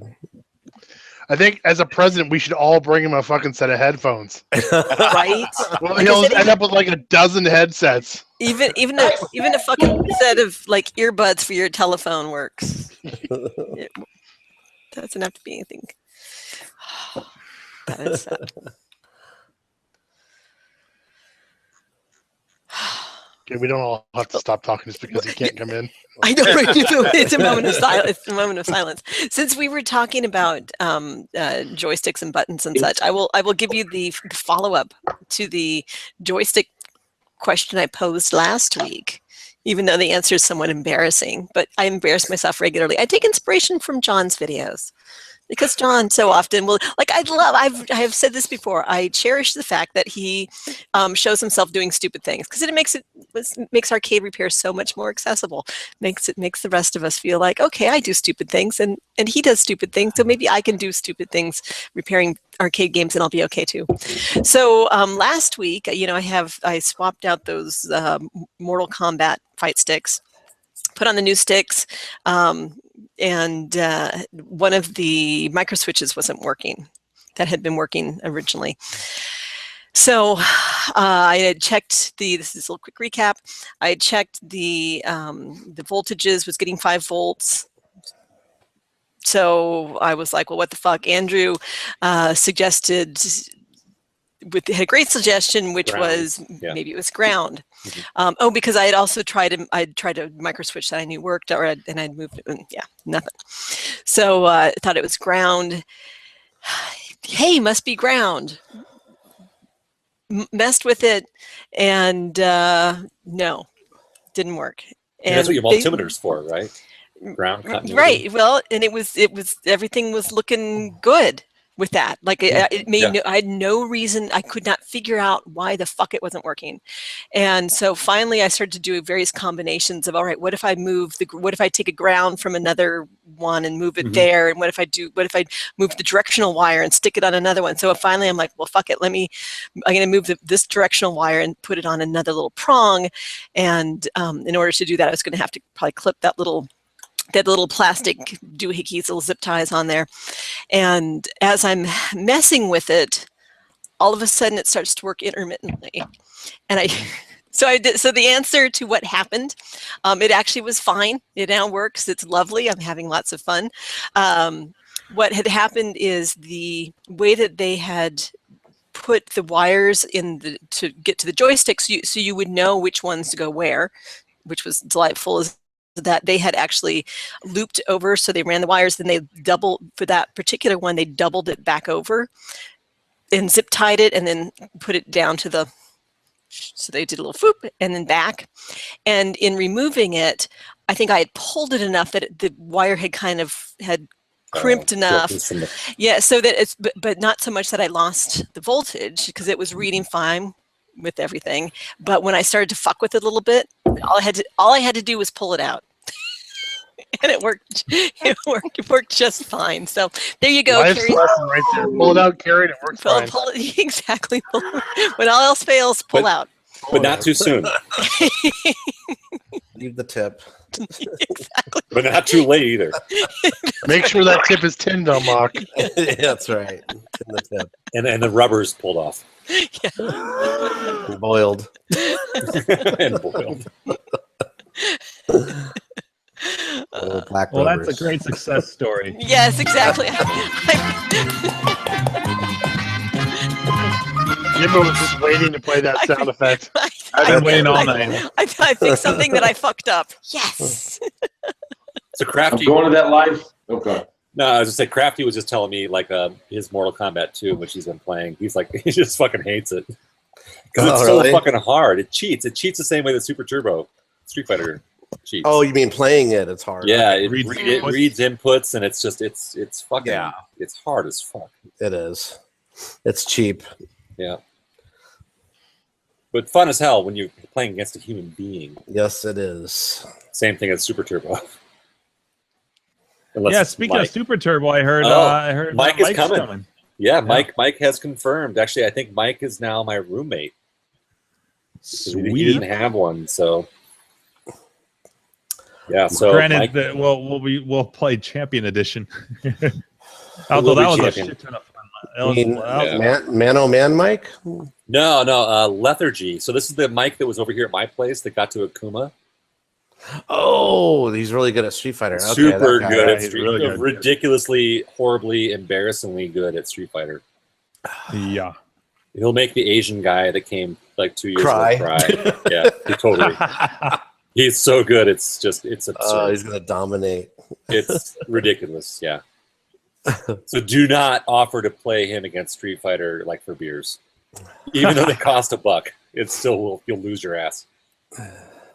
That was my problem playing those dudes last year, is that I just wanted to leave. I'm like, all right, my next loss, I'm going to, and I kept waiting. They're like, no, stay around. We'll buy you beers. I'm like, fuck.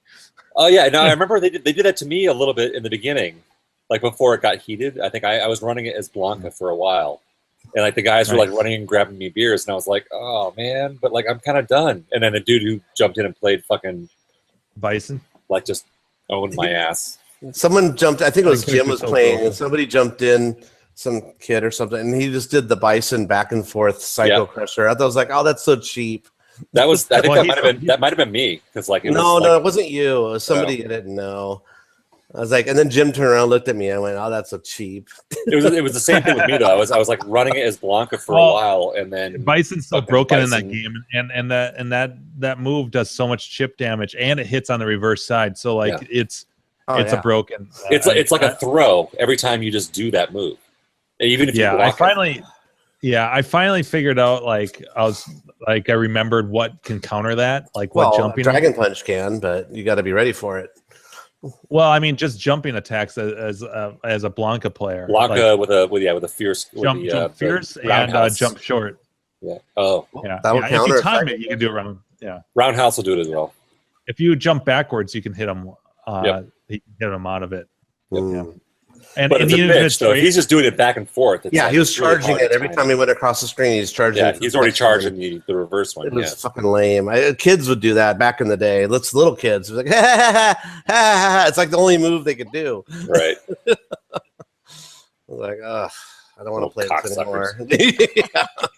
I'm done playing this with you. It felt so good to beat that guy, though. Like, be like, hey, yeah, your brainless techniques don't work. Right.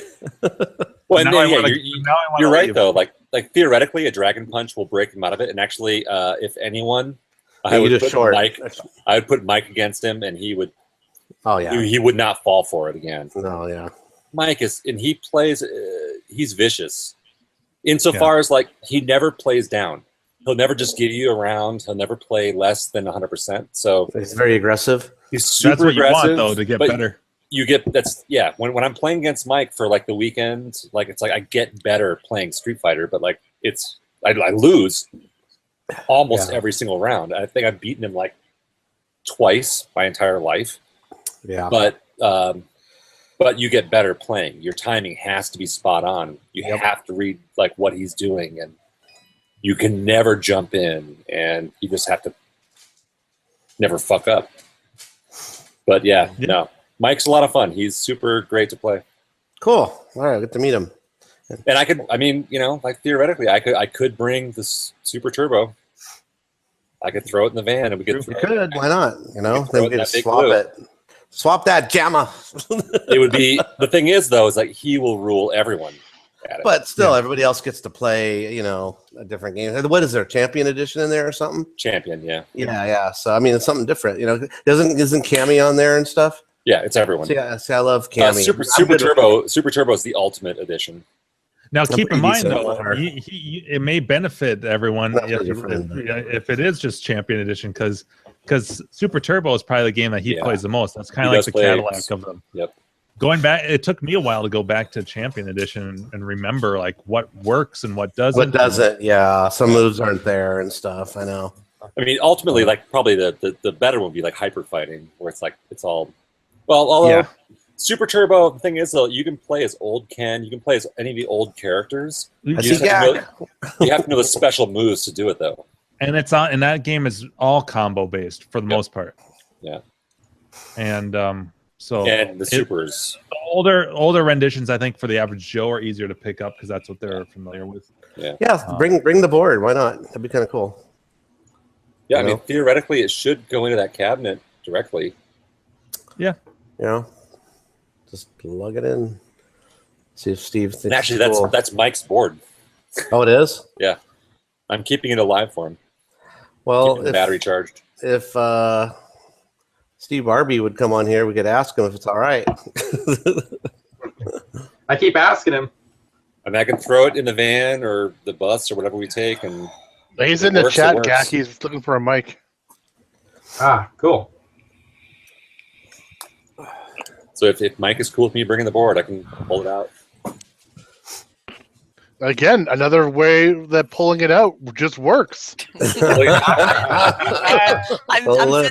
sensing a show title. Pull it out for the win. FTW, pull it out. I like your shirt, Gak. Nice. I almost bought that shirt.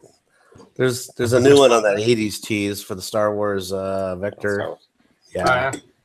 This is this whole game one. Yeah, that's the older one. Yeah, that one's cool though. I like it. Every time I go to the grocery store or something, somebody always says something. I Really? remember that game's awesome, you know?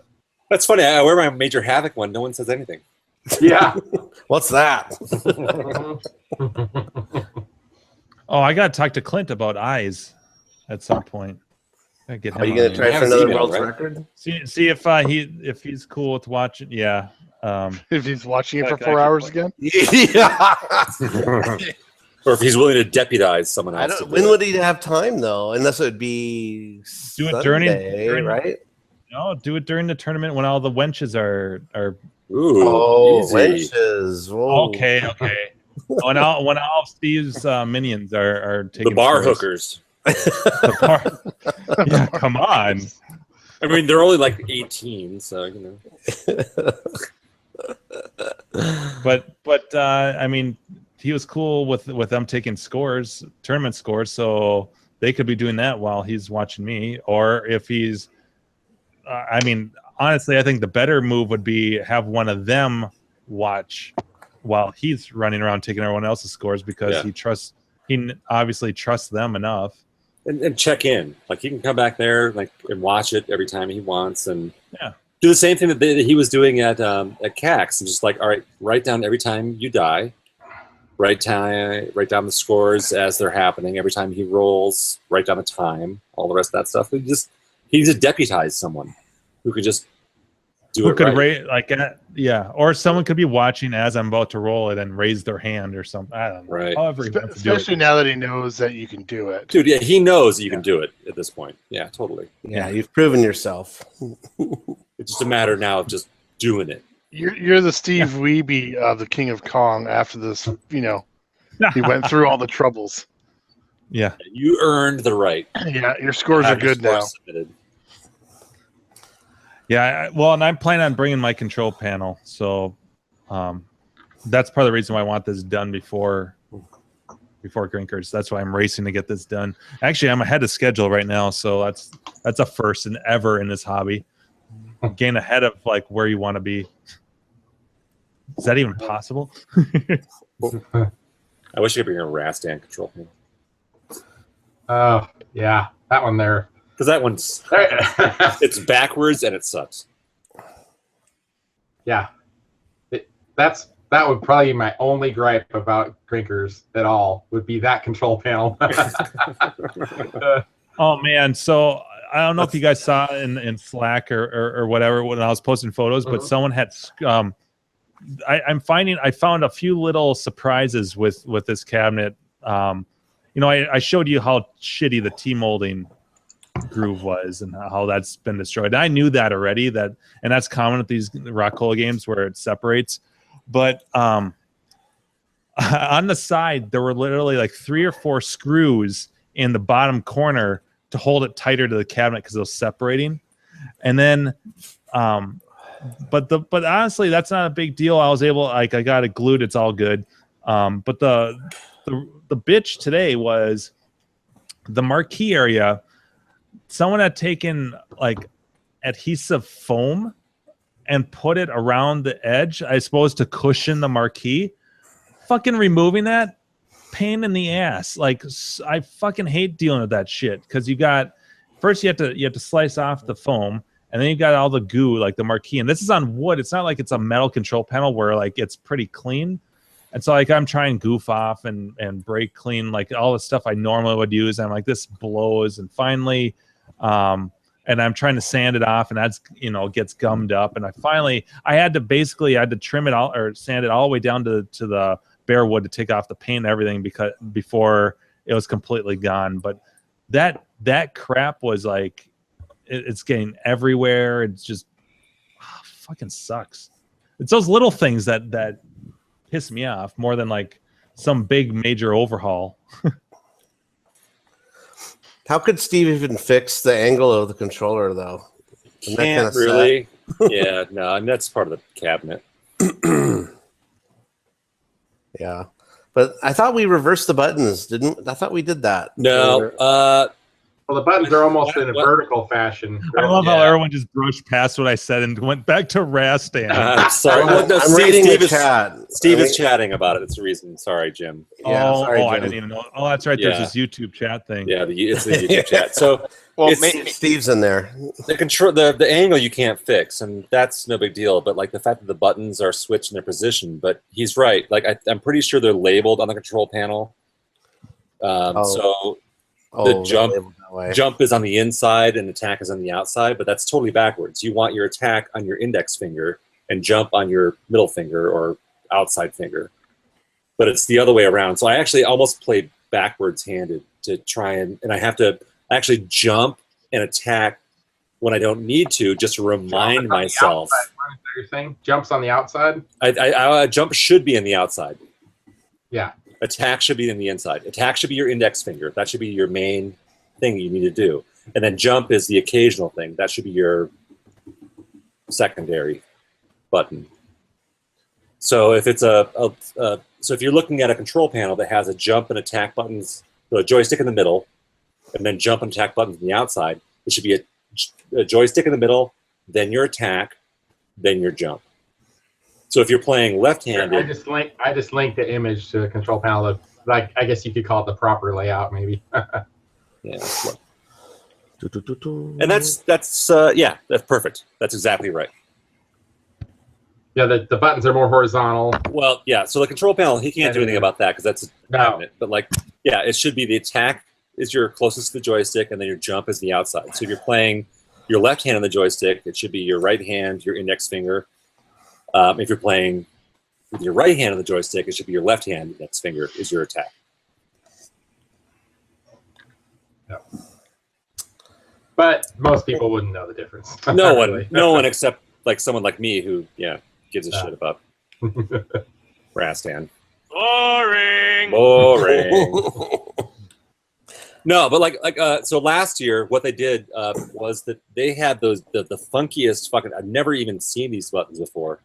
They had switches that were built into the buttons, so they weren't leaf, they weren't micro switch. I don't know what the hell control panel that thing was, but the switch was inside the button. Oh, weird. So when I mentioned to Steve that there was a problem, I think he had Hat Trick like in the middle of like fucking everyone drinking and having a good time. Hat Trick like went over there and like fixed the fucking game. So at least the buttons worked when you pressed them. Because I think either the jump button or the fire button weren't working 100% of the time. It was like they were dirty too. Yeah, they were with the bill. The leaf. So yeah. So it was awesome. Like Steve's a stand-up dude. Steve's super awesome. Yeah. It's not about that. Like it's just that for playing, they're backwards. Dun. And that's Rastan because no one gives a shit. Except me. It's okay. I complain about stuff like that, like with Dragon's Lair. If like the ROM set's wrong, I get all pissed off. Right. I got pissed because off I can't play it the right way. Street It's not Fighter. the factory setting when it came out of the factory. It's this new ROM that they came out with way later that it's not the standard, and I was the like, moves are different, the timing's different. What the hell? The fierce button is not working properly. Yeah. If it's stuff like that, it throws you off. You can't play it right. You know? If the button works 50% of the time, playing Street Fighter, you're fucked. And it wasn't like if you were hitting the button and it would only execute 50% of the time. It would randomly activate 50% of the time. So I'd be like doing nothing else, and Blanca's like, I'm like, what the hell? Steve! Hello, everybody. Hello. What's up? Oh my god! It's been like a year since you've been on the show. Grown ass. I'm sorry. Hello, friends. Yo, soon to see you. Returns. Welcome back to the land of the living. Seriously, you used to be like a regular on this show. The problem is I'd always fall asleep. I was falling asleep live. That was fine. That was just who you were. I know. I do miss you guys. I just went from one really big construction project to another really big construction project, and it's been crazy. But Things are starting to settle down now. My wife made me promise not to do anything for like the next year, so I should go on. Till the end of this year, you mean, right? Yeah. So hopefully I'll be able to get on more frequently and hang out with you guys. I definitely do miss it for sure. Well, we miss you. We've gotten a lot worse. We've Hey, gotten right a little before- bit worse. Right before I turned off my speakers on my computer and logged in here, I think, Mock, you were saying something about you hate it when Dragon's Lair does something. What was that? Oh, when certain people have a different ROM set version in their Dragon's Lair. It's before Dragon's Lair they stopped making production. They would make them with a different ROM set where the moves timing was shorter. Some of the moves are a little different. Like the part where the horseman runs by and he electrifies your sword. You normally don't have to do anything, but in that ROM set, you got to hit your sword button. That's not normally a thing. Like they added certain moves that aren't supposed to be there, and so when I play that on someone's machine, I get pissed because they're like, "This isn't the normal when it came out of the factory settings. This is the updated ROM set with different moves and stuff, and it's just not fun to play either." But Steve's is good. What's that? The Grinkers one is good though. No, the Grinkers one's on point. Yeah, and so is Griffin. Joel's Dragon's Lair that used to be Jow's. That one's on point too. I beat that one without losing a life. He only had his set for 3 lives too, but his is like perfect. So Have you tried playing Dragon's Lair on Dexter yet? Yeah, on Keith's, and I'm having it. It's okay, but some of the moves are a little more sensitive, so I gotta figure it out. But it works pretty good. I mean, it's a good alternative if you're having troubles with your laser, player. Yeah, So- we have our laser disc is starting to show signs of some laser rot. Oh no! Yeah, and so I was thinking. I actually bought Dexter already. We haven't put it in, but I was thinking about doing that here next weekend. You think I should go for it? Yeah, because you can always put it back. It's a pretty easy swap out.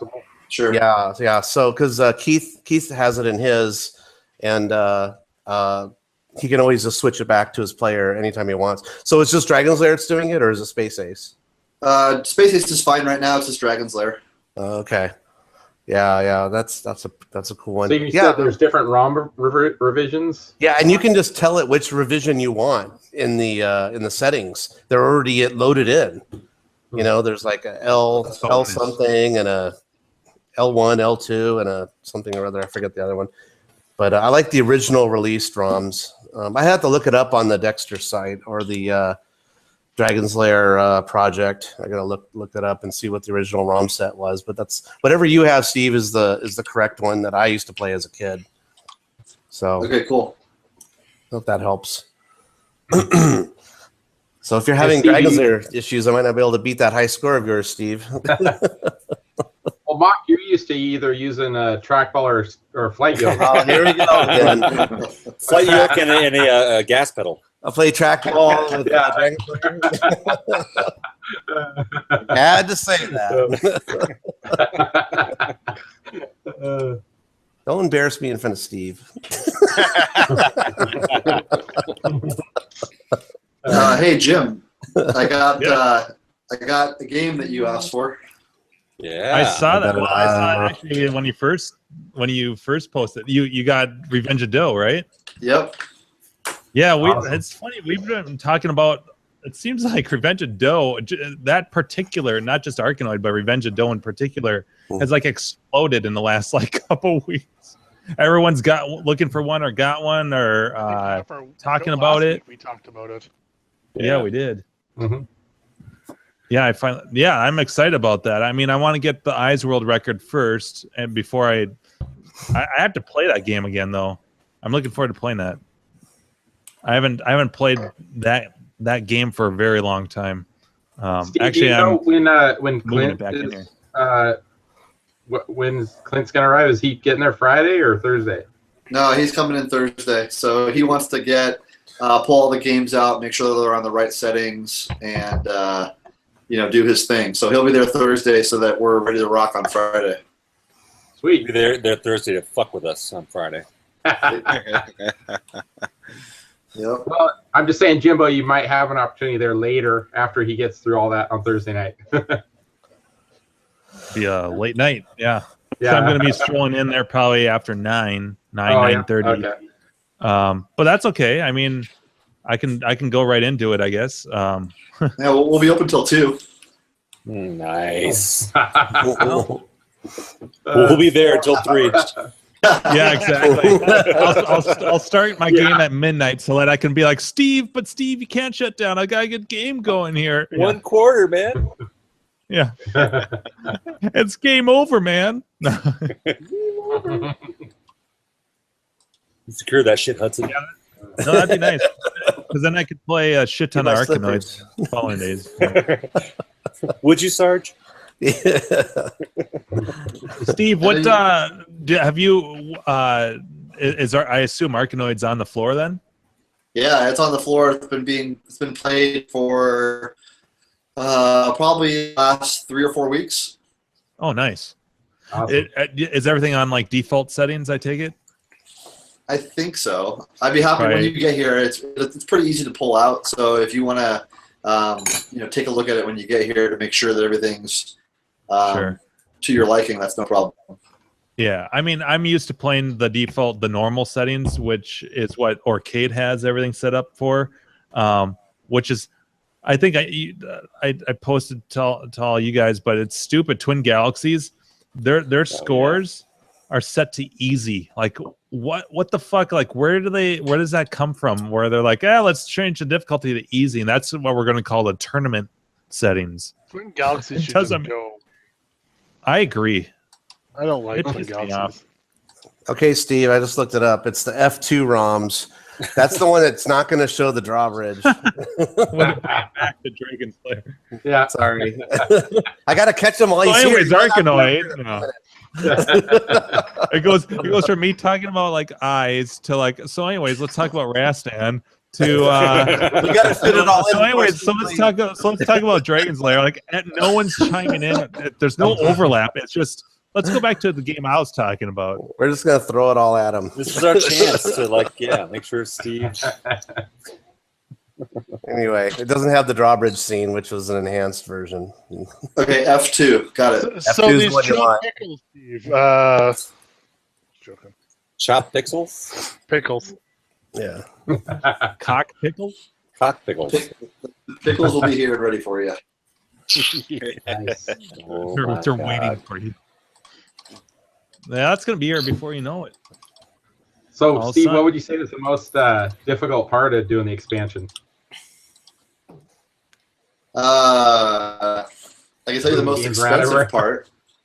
The biggest expense. Well, besides the games, the biggest pain in the ass and the biggest expense was writing Gak a check. No, it was putting up the sound wall. We put up a sound wall between us and the person next door, so that we don't have to worry about disturbing anybody. Yeah. And who's next door? There's a yogurt place there now. Oh, okay. And I hate yogurt, even a strawberry. So that was a pain, but it was good. It's it's just you don't want to have. One of the first things that we did the demo of the expansion space, and as soon as the demo is done, we had to take down the dividing wall, and then while you're doing the construction on the expansion, the dividing wall that you took out has been replaced with just a big, huge tarp hanging down. Right. And so Grinkers, it's still cool, everything's still there, but you're looking at this big tarp. And so that's not necessarily the experience that we want to provide our guests. So we want to get construction done like as soon as possible so that it's clean again. That means that you can't string it out over 2 or 3 months. You want to jam and get it done like in a few weeks. Mm-hmm. And that means working, in the mornings, in the afternoons, in the evenings. 7 days a week, and that's what we did. We did it for about 5 weeks. So from the moment we started demo to the moment that we opened, it was 5 weeks. And it's you and who else? Yeah, Me and crazy. I didn't do a whole lot of it. I'm kind of like the organizer guy, but I had a couple guys do the demo. I had a carpenter finisher guy do the sound wall.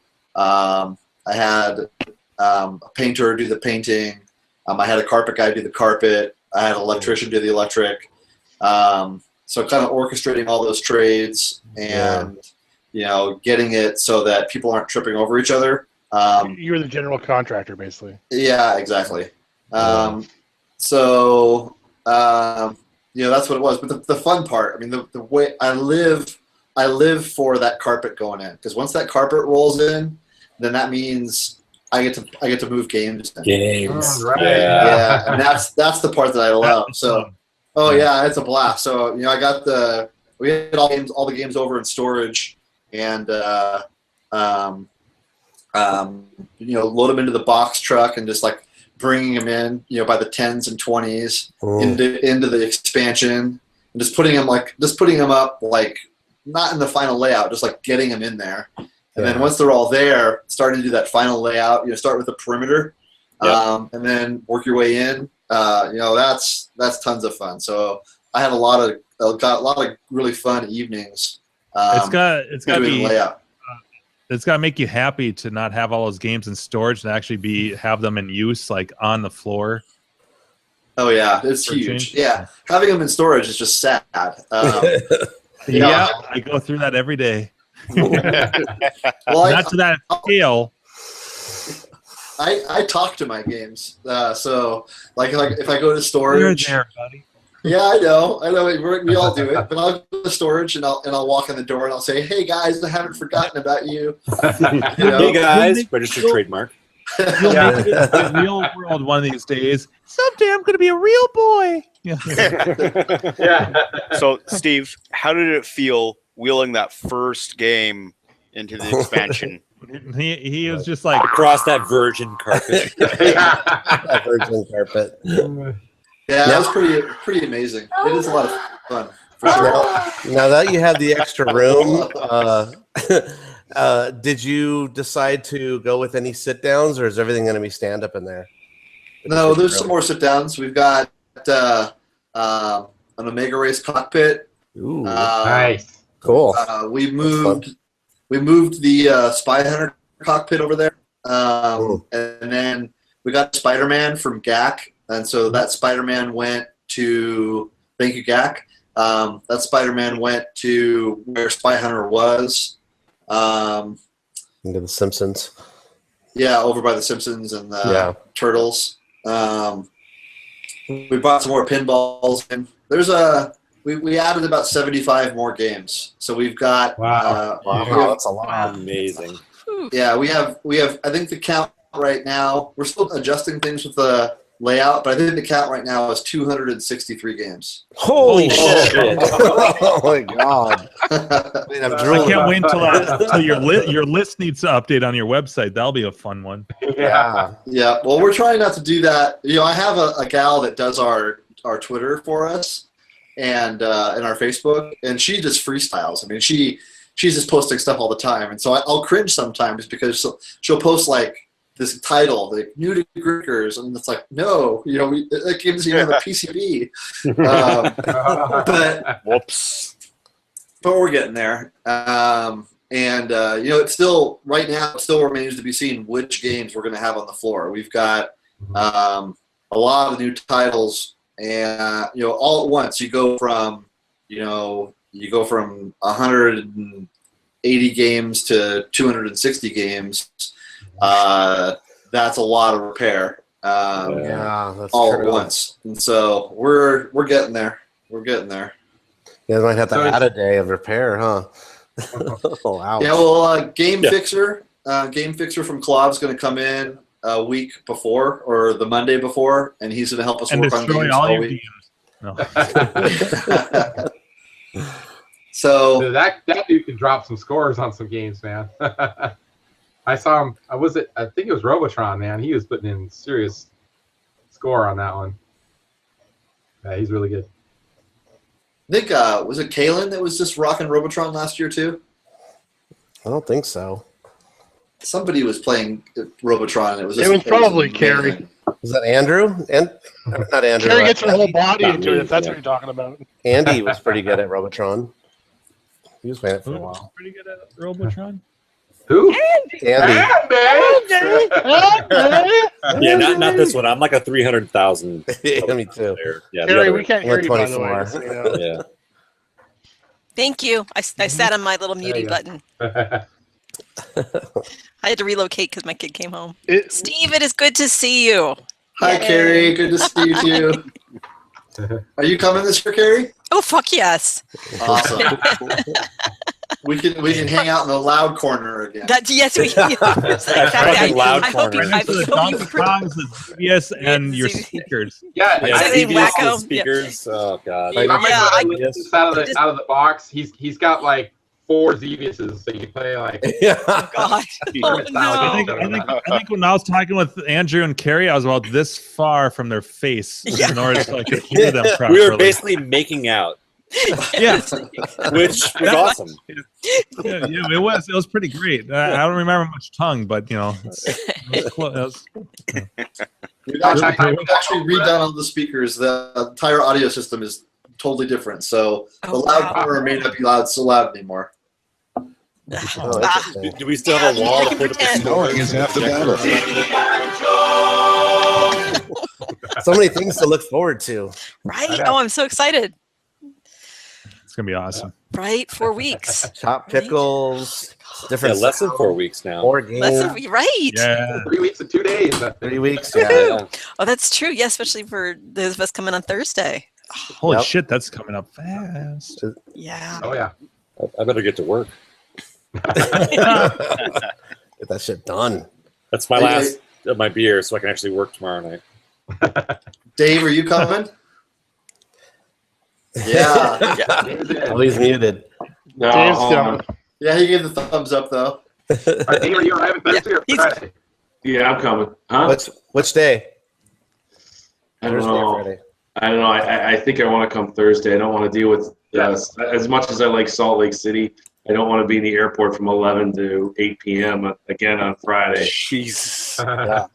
So I don't know. I'm thinking there's a flight that leaves like Buffalo like 1, and I get there like 10 on Thursday. I just don't know if I just don't know if I can leave. It's such a bitch to get there from where I am, and to leave a Thursday morning at 7. It may happen, it may not, but it's better for the home life, I think, if I leave it. I'm here when the kids go to school, and then I go to the airport. I'll feel her out as it gets closer. Feel her up? You're talking about your wife? Your wife's like, where did he go? Just leave. He was just feeling me a second ago. You tell her you're going to work and you just go to Drinkers. I know, I'm working. Sorry, honey, I'm in Idaho. No, last year it was the Day best. at me. It was a week before, and I'm like, yeah, I'm going on a trip. I'm going to Idaho next week. What do you mean you're going to Idaho? What for? It just never seemed like a good time to bring it up. It's not you, it's me. God. Well, we're going to the Price is Right live show the week before, so hopefully we'll win some money. And I'll get to play Plinko on stage, and then it'll be All right. yeah. I'll take some video and send it. You'll be laughing. I think that's one of the games on the live show too.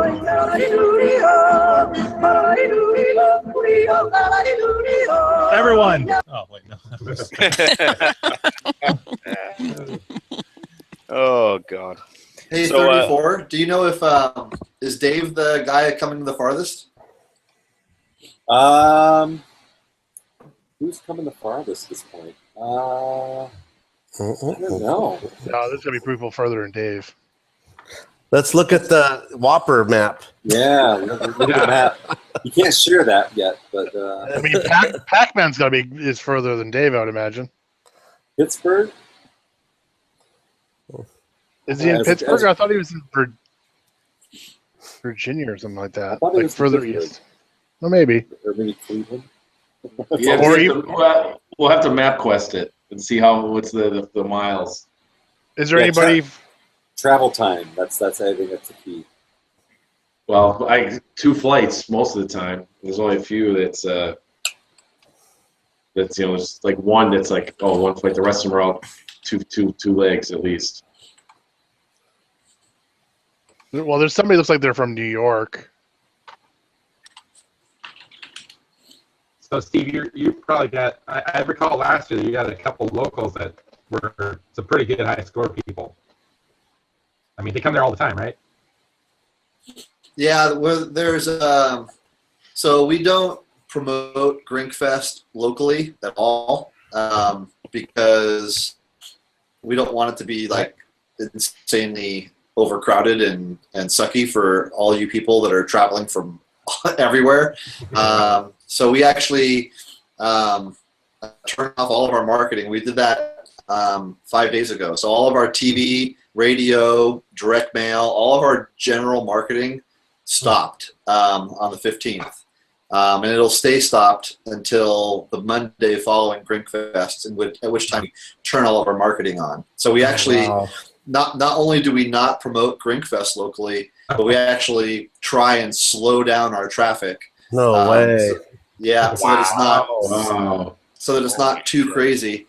I didn't know you had TV spots. Wow, that's cool. Oh yeah, we have some fun TV spots. We hired. I like to hire kids to give them like opportunity to. Hey, if you design this, you'll have airtime. Very nice. Steve, a little older. Like babies. Yeah, because now he has a come on baby. Yeah, but what's the one where he's like, and then I went. Oh yeah, and then it made a noise like chunk. Then I make a noise like this.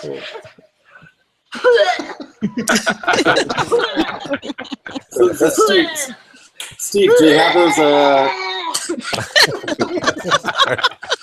Sorry, Steve. Do you have those commercials up on your YouTube channel? Wait, what was that? Gak, you're turning into a robot again. Yeah. Gak. Sorry, Chris, you're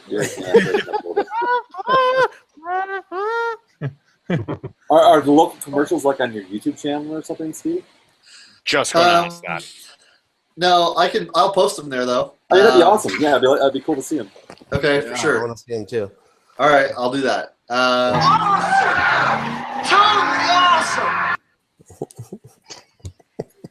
I'll get them up. I'll get them up over the course of the next week for you guys. So you can take a look at them. Awesome. Oh, cool. Awesome. So, Steve, while you're still on, sure. Look out for this in your mail. It's a bomb. It's dog shit. Damn it, Jimbo! Shut up. It's a glitter bomb, right, Andrew? You just pull the corner of the tuck tape and glitter everywhere. Yeah, I'm gonna do a fucking YouTube fucking video on my glitter bombs for the porch pirates.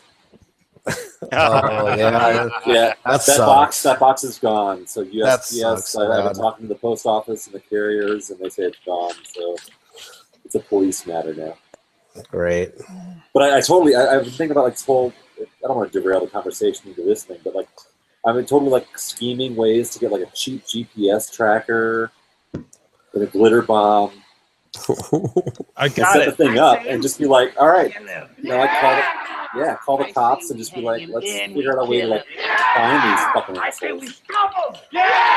Then we tattoo him. Then we hang him. Then we kill him.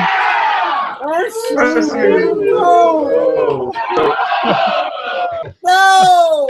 Andrew, in case others didn't know, you had pinball item stolen from your porch. Is that what it was? I had an order from Pinbits, about $100 worth of pinball parts stolen off my porch, which means exactly fuck all to anyone except for me. End of line. Yeah, what are they doing with pinball switches and pinball switches and optos? All right, Relax, man. My dad's a TV repairman.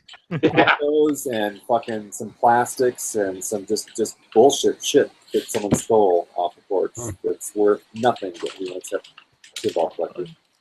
You should just be like Clint Eastwood on Gran Torino and just sit on your porch with a shotgun, or No, I'm totally gonna set up. I'm gonna set up the camera with a fucking glitter bomb in it, and then the me thinking technology was like, oh, I'll buy a cheap GPS tracker and we'll find the fuckers.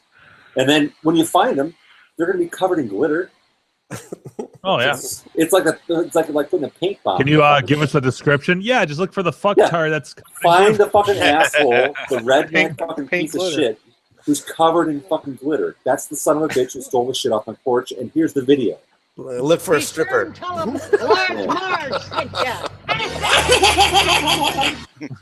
So, Steve, you haven't been on here for a while, but Jimbo's soundboard has gotten a lot bigger. I can tell. It's actually quite overwhelming. Like, I have too many sounds. I'm like, let's try play. And then by the time that joke would have made sense, I'm like, it's too late. I'll play it anyways. People are like, what? Can you play multiple things at the same time? Well, I can just hit a bunch of buttons, and all kinds of shit's playing, but like So- just a clusterfuck. Yeah.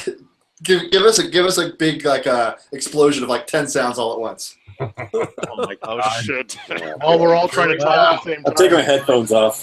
Yeah. Well, let's see here.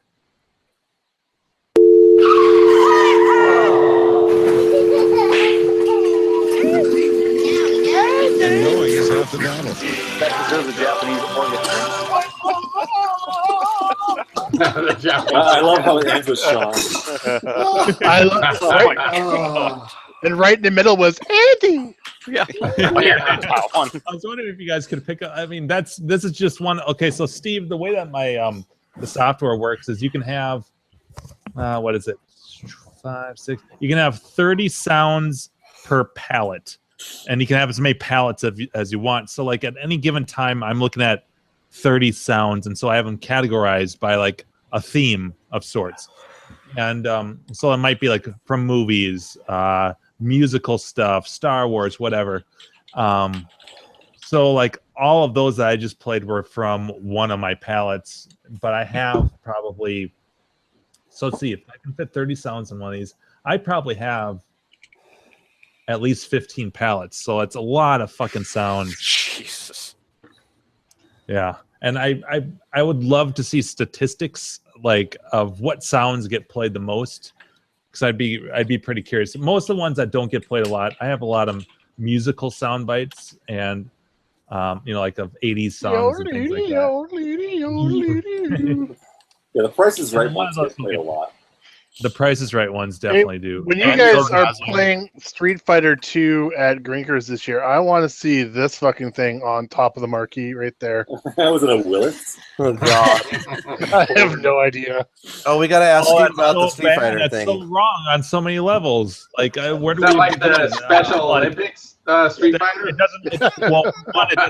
doesn't have Street in the name at all. What's her hat she's got on? She's got a little beret going on here. No, Cammy's like a cigarette girl. Cammy is supposed to be wearing some sort of camo.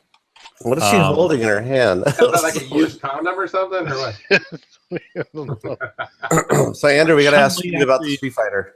All right, so Steve, the question is, so like my buddy Mike, who's like one of the No, don't even give him like the one up. He has to play All right. Champion Edition with the rest of us.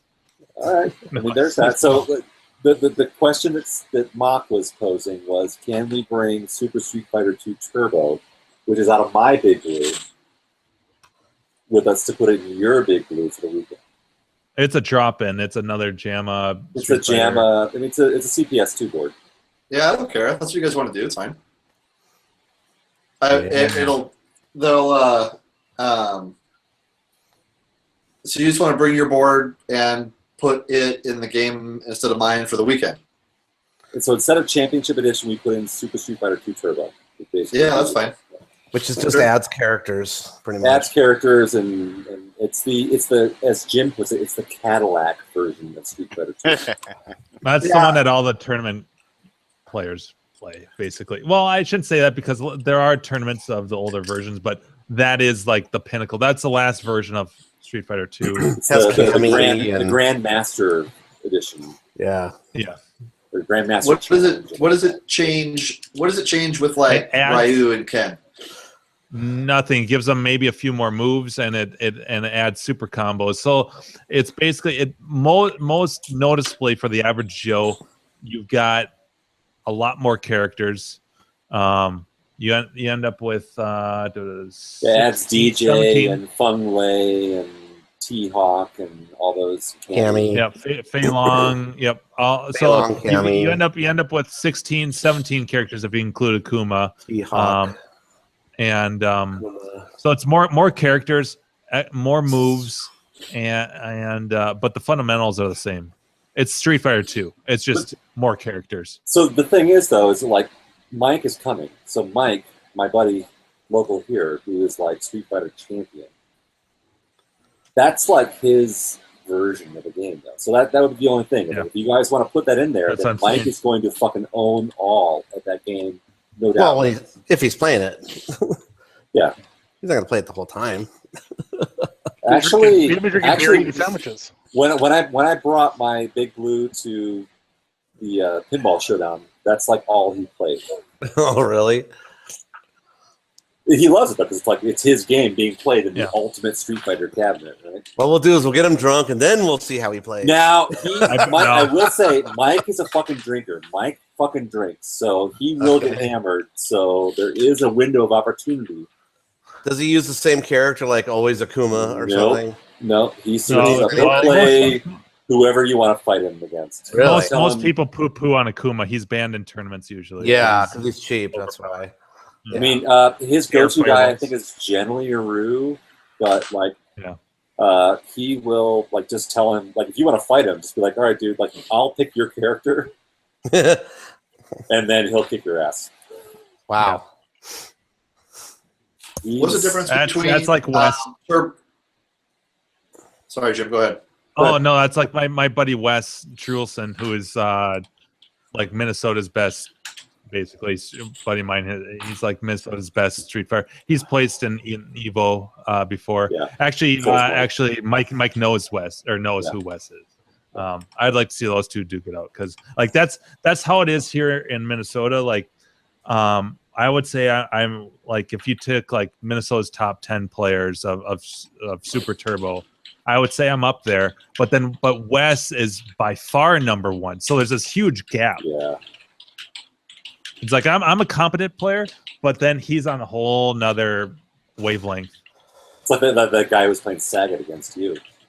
Oh yeah, exactly. Which is insane.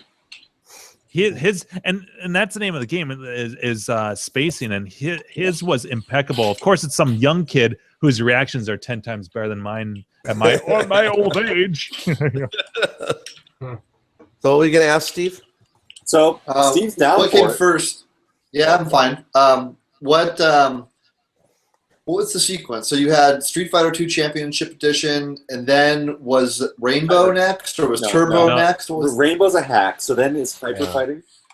Which is the same as Turbo, so to speak, like regular Street Fighter 2 Turbo, Street Fighter 2 Hyper Fighting.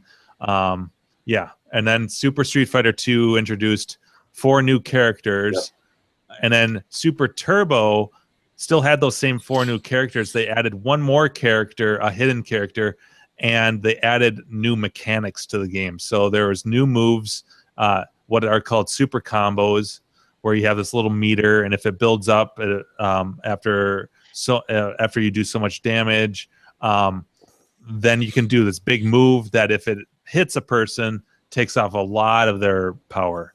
So you have kind of a new mechanic, a few new moves, and a hidden character. And I could actually, I think I have a new challengers version, and I have Super Turbo. So I could bring the one that has all the characters minus Akuma. Is Street Fighter 2 CE and Street Fighter 2 Turbo a ROM swap or a whole different board? Different boards. Okay. Actually, Turbo is the Hyper Fighting is the old CPS2 previous to the CPS2 cartridge platform. Hyper Fighting CPS1. Okay, thank you. Yeah. Yep. And so that and so Champion that's a are good the same point. makeup. But so he could put. I think it's a ROM swap. Okay, but is CPS1 compatible with CPS2 in the same cabinet? Well, they're both JAMA. Yeah, but they've got the kick harness and all that stuff. Is that different? The kick harness. That's a good question. So, because this is a CPS1 cabinet, so Right. we're talking about bringing CPS2 boards. Well, What's and Rainbow? Is Rainbow a CPS1 hack or a CPS2 hack? One. Just to make it faster, pretty much. It's just I have two big blues. I got two big blues. One's got regular and one's got rainbow. Regular's on the floor. Rainbow's at storage. And Rainbow is just CPS1, so that's just like the same cabinet. I think Is there, are the kick harnesses the same? I don't know. I want to say there's an adapter for CPS1 to CPS2 kick harnesses. If you guys want to find out, let me know. I'd be happy to pick it up. Because my cabinet actually has an adapter on it for the CPS2 kick harness. Ah. It's this weird. They had covered it briefly in my video when I was doing. Well, I mean, worst case, we just don't use them. We play Champion Edition. I mean, that was a shit ton of fun last year. No, I mean, Champion in all of its brokenness is still a great game. Yeah. And again, if I bring Super Turbo or new challengers, then the fucking mic is gonna walk all over everyone. Yeah, I mean, I would love to play him just anyways, but I'm all. What's that? Come on here. Yeah, exactly. You play right here anytime. Yeah, but you know what? It'd be hilarious to have him play Champion Edition. I'm sure he's still great at that game too, but we'd all be at the same. I mean, we're all going back to that version. It's not that no one. I mean, so but you would prefer Hyper Fighting as the great equalizer for CPS1, right? Yeah, Hyper Fighting is considered the most balanced CPS1 game. It took a lot of the brokenness of Bison and a couple characters out of Champion Edition, just balanced it a little more. Moves. And it adds a few more, like up ball. Yep.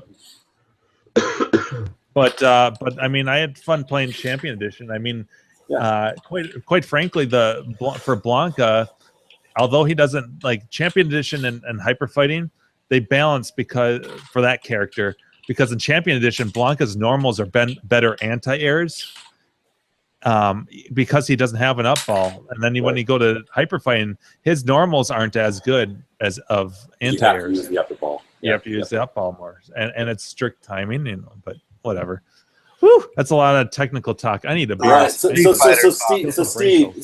if you wanted to upgrade your cabinet, the ultimate would be for your floor would be Hyper Fighting CPS1. But I thought Turbo was the default. Well, Turbo is the CPS2 ultimate. That's like the last version. So that one or Anniversary would be your best for the tournament fighters. Okay. I gotcha. But for your on your floor for your board, definite as a direct swap would be Hyper Fighting because that adds all the extra moves. It takes away the cheapness of Champion. Does Hyper Fighting have Cammy and all that though? No. That's the thing. You don't have those characters. I love you. So yeah, to add that you'd have to step up. He'd have to step up the CPS2 for that. I'm tired. Oh. And I would pick Super Turbo over Super because DJ is a more competitive or a more competitive character, and he's one of my two characters in Super Turbo. I can't play him in Super because he's terrible in just regular Super. Plus, it's just turbo. Come on. Where's the Super? All right, so I guess the question still remains: like, should I bring this board or not? I think you should, just in case. All right, I'll throw Bring back in it, there. but send me a link if there's an adapter for the kick harness. Right, and I may have, if the adapter I can pull out of mine, I can always throw it in for the weekend too. Because I'm pretty sure it's plug and play on both ends, so it's just an inline adapter. And I'd be happy to take my game down for the weekend to make games more awesome. All I remember is last year, everybody was playing that Street Fighter like all the time. I mean, yeah, I love how the tournaments just like exploded. Like, yeah. Normally, like it would just turn into like a thing, and that's where we were. Yeah, it's fun. We also we replaced our. Oh, go ahead. We replaced our Mortal Kombat with a Mortal Kombat 2 as well. Nice. Crafty will like that. He fucking hates that game now.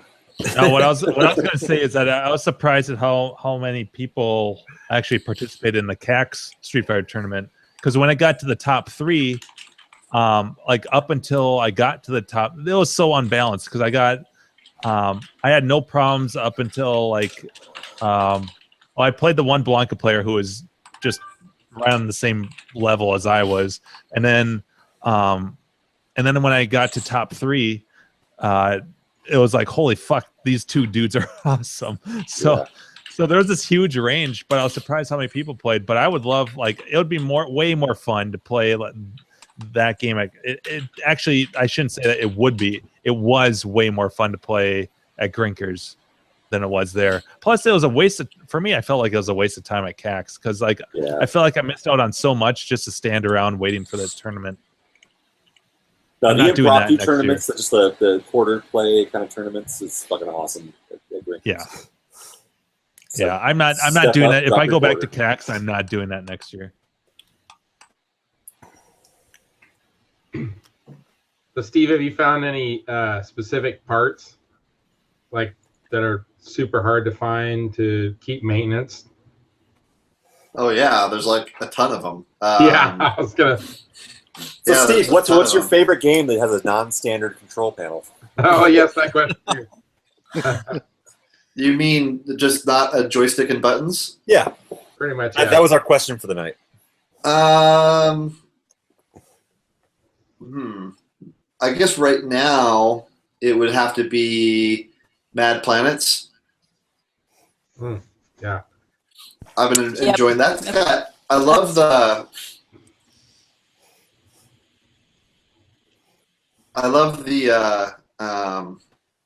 sounds on that game. It's just I don't know. It's a fun game. But that's your question actually feeds back into that game, GAC, which is we've gotten to the point where we try and anticipate parts problems and kind of stay ahead of them. Mm-hmm. So like we bought a Mad Planet spinner. And we bought a Mad Planet's joystick. There's no you can't find a grommet for the Mad Planet's joystick. So if the grommet dies, you're screwed. And when you have the game being played as much as it is at Grinkers, it's going to wear out. And so, at Home's situation, the owners are gentle, and not hours and hours every day, right? Exactly. So, that we got was Warrior on the floor last Grinkers? No, it was in the background. So, it was in the background. I remember that. Yep, it was in the background. So that's on the floor now too. We picked up an extra control panel for that. So how about your Star Trek? Did you ever get that fixed? Star Trek is on the floor, but dead right now. So we're working on the board stack. The game doesn't boot, but I've got another board stack which we haven't looked at yet. But that's definitely we did do the that's a G08 game. So we did the monitor modification, so it's not running catch on fire. Yeah, exactly. So the whole place doesn't burn down. So we've done the monitor modification on it. and we just started debugging the boards. But what we're doing right now is kind of triage. We're trying to tackle the lowest hanging fruit first. So if there's a game that we think we could get up with 2 hours of work, we're going to do that before we spend time on the game that we think is going to take 3 hours of work. Yeah, that makes sense. And so Star Trek's been pushed back down that list a little bit, but we definitely plan on getting that up before Grinkfest, if at all possible. Is that the captain's chair version? No, it's upright. Upright, okay. Yeah. So great. They got the voice and stuff on it, right? Yep. Yeah. Yeah, that'll be cool. We have another game that's got really cool voice is Zektor, which is another. I can't believe you have one. You have a Zektor on the floor? Yeah, that's pretty rare. Wow. Yep. So that's cool. We also have a tax scan. All right.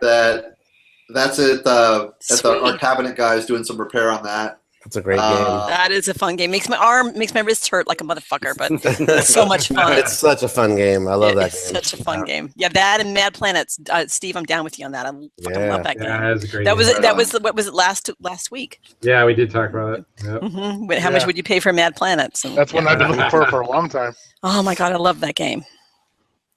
Sorry, I didn't mean to interrupt. I just got excited about Tax Stand and Mad Planets.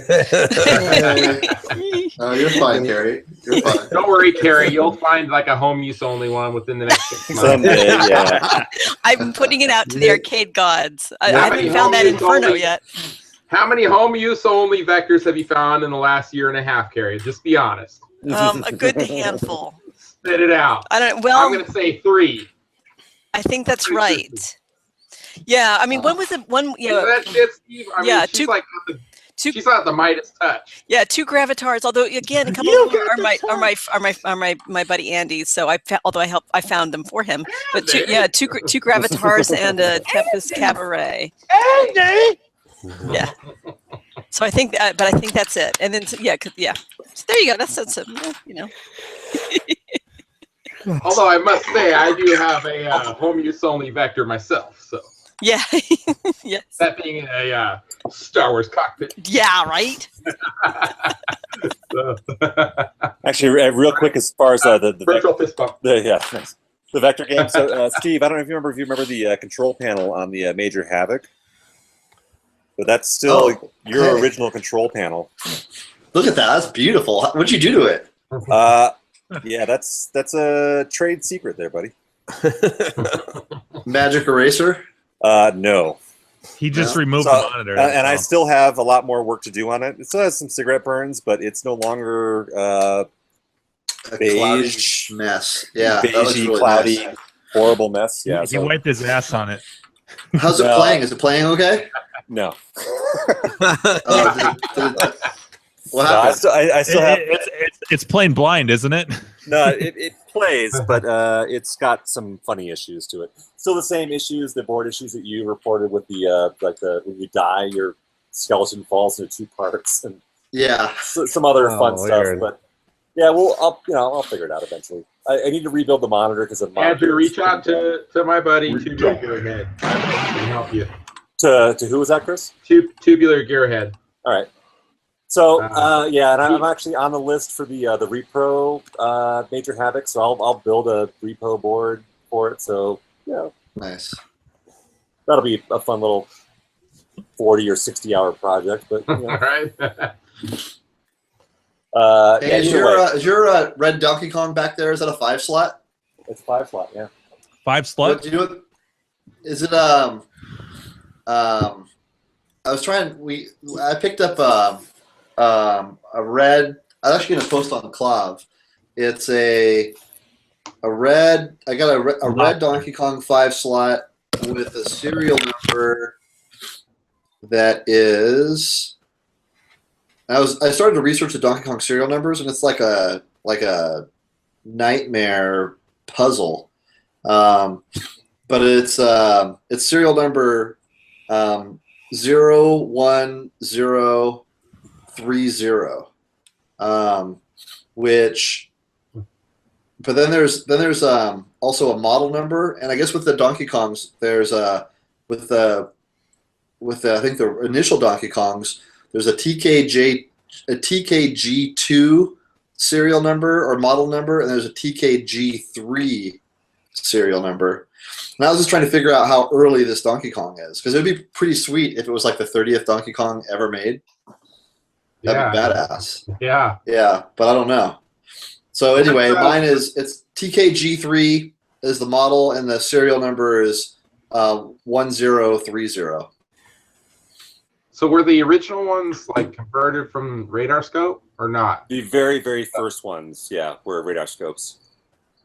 And are those the 5 slots? No, the 5 slots were this weird like stepchild thing that happened in the middle of the Red Run. But they started life as a Donkey Kong.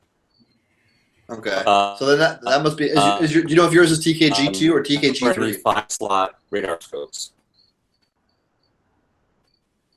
Oh. This one's a TKG3. Okay, so is mine, and mine's also a 5 slot. Right. So ours is the second run after the radar scope conversions. Right. So yours and mine might be like very, very close as far as serial numbers. I still have the serial number in the back of this one. I can check it. Hey, Chris. See you guys. Take care. We'll see you. Yeah. The 5 slots are these weird. Au revoir. Hey, Jimbo. Wrong one. I fought the law in the law one. Well, you didn't say that you actually wanted like the theme. Well, we all picked our own outros for a reason. Steve needs to pick his outro. Actually, I believe I picked yours out without really consulting with you. I think I actually. I can't remember.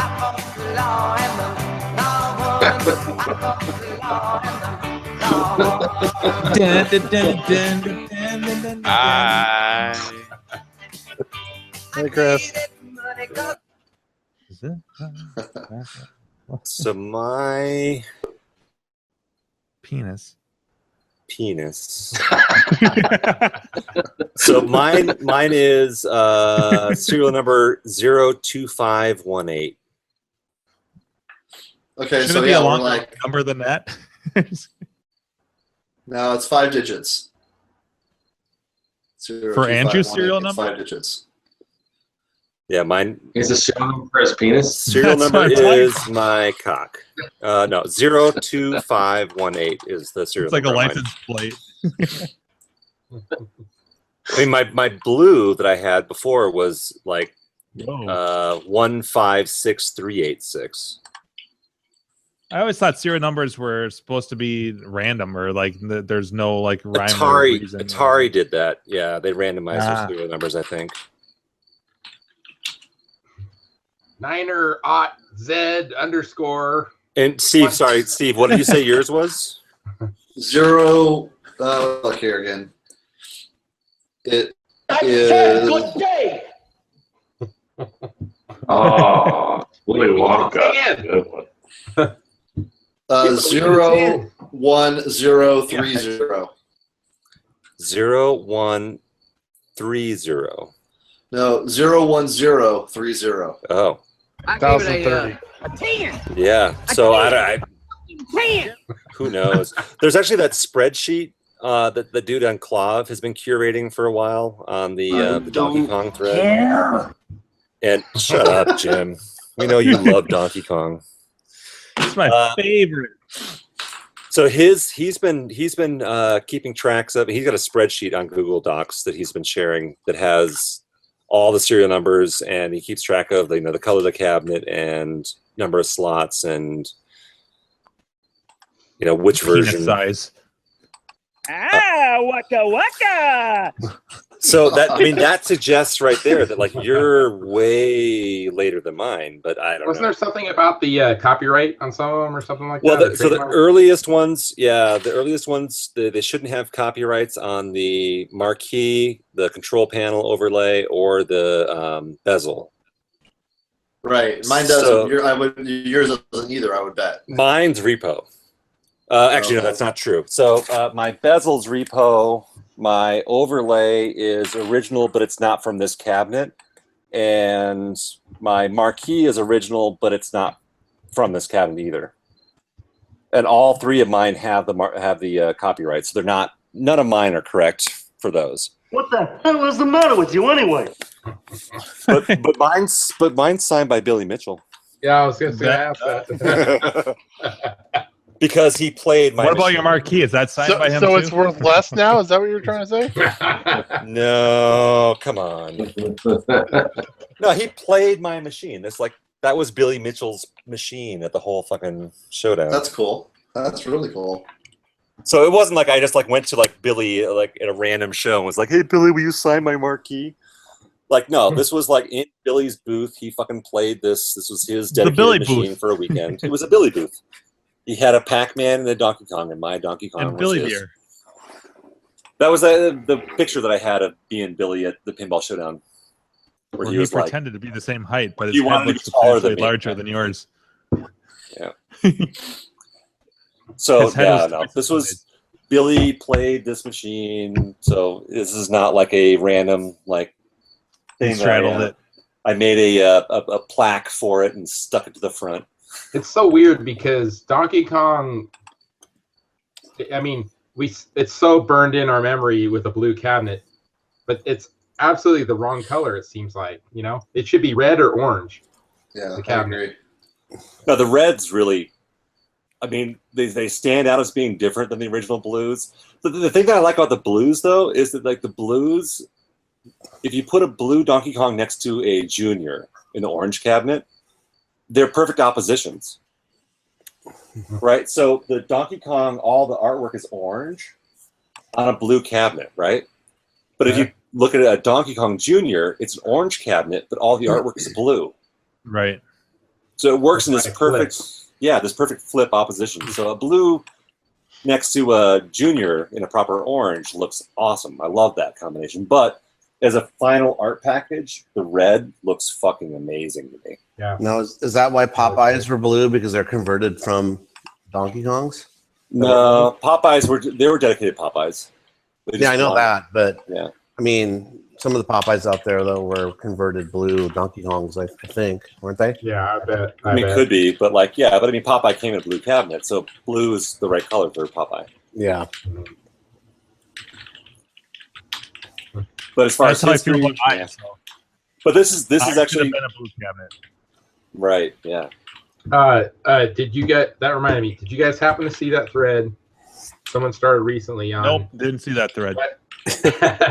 What it was like? Show off your prototypes or super rare stuff, something like that. Oh yeah, I saw that thread. And this guy had a circuit board that he was showing running. It was like a vector game by, wasn't it Rockola? I think it was.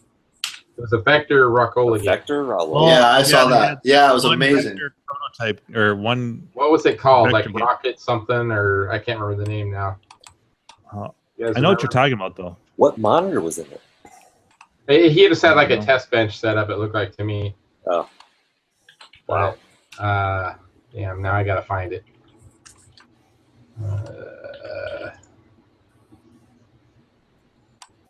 It's just like the strangest threads out of nowhere.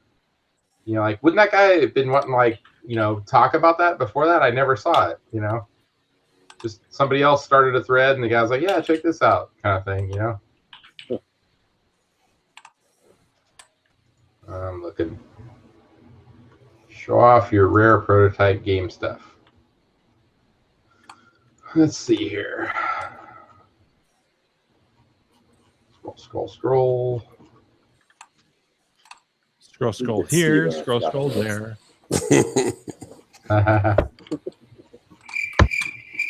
Yep. Orange. Rocket Racer. It's called Rocket Racer. Aaron, don't post in the fucking YouTube chat. Get in here, you sucker. Yeah, I'm trying to be come on. nice. You sucker. You sucker. We're gonna get you. Yeah, you cougar killer. Come on, get in here with your cougar killing skills. Get your ass in here, boy. I just posted a link in our chat. You cougar heartbreaker. Yeah, that's right. Yes, too. You're, yeah. Yeah.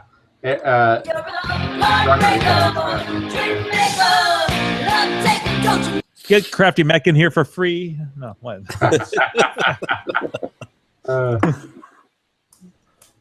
Yeah, we're due for an update on his fucking. So do we use Crafty as our bait and switch this year, or what? Yeah, well, he's our cougar bait.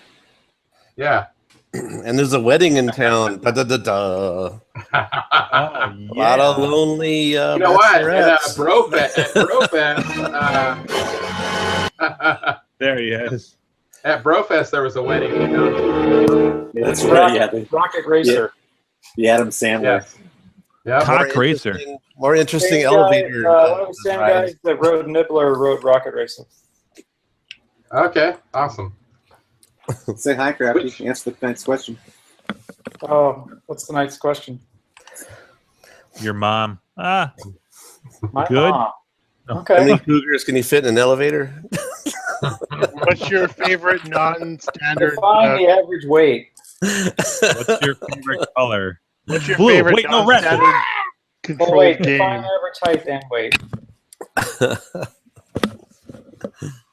Crafty's picky about his cougars. I am. That's great. I'm gourmet. I'm a gourmet cougar enthusiast. Might have to be breathing. Crafty and his disciples of the cougar caliber. Crafty, 3 a.m. That's about all it takes. Crafty, pick one. Either a monitor that will never converge or Nibbler with sound. Music sound. What's that? You have to pick one. Gax got all these conundrum questions for you. Oh, okay. Would you rather? Would I rather? Okay. I would rather spend the night in the Graker's sound. bathroom or be chased by these cougars with 4 teeth. No, I'm serious. Oh my god. Do the teeth come out? Because I might be on board with that. Well, is there a caliber of cougar? Like after a certain age, do you graduate from being a cougar to like a cougar squared? Like what's the next animal? Like what would be like the gilf of a MILF, you know, like in the cougar term. A gilf.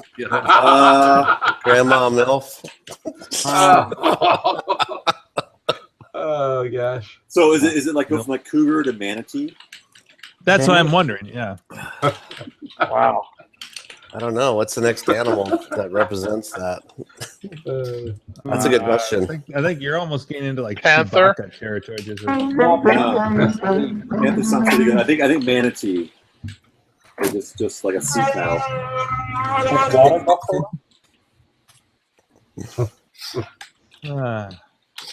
Yeah. Well. So, anyways. All right. So, Craft. Tonight's question is: what is your favorite non-standard controller game? Favorite non-standard control panel. Game. Yeah. Or game. So controls that are not your basic 8-way or 4-way button games. Right. Plus a joystick. I don't know. Star Wars Cockpit with the yoke and everything. Hey!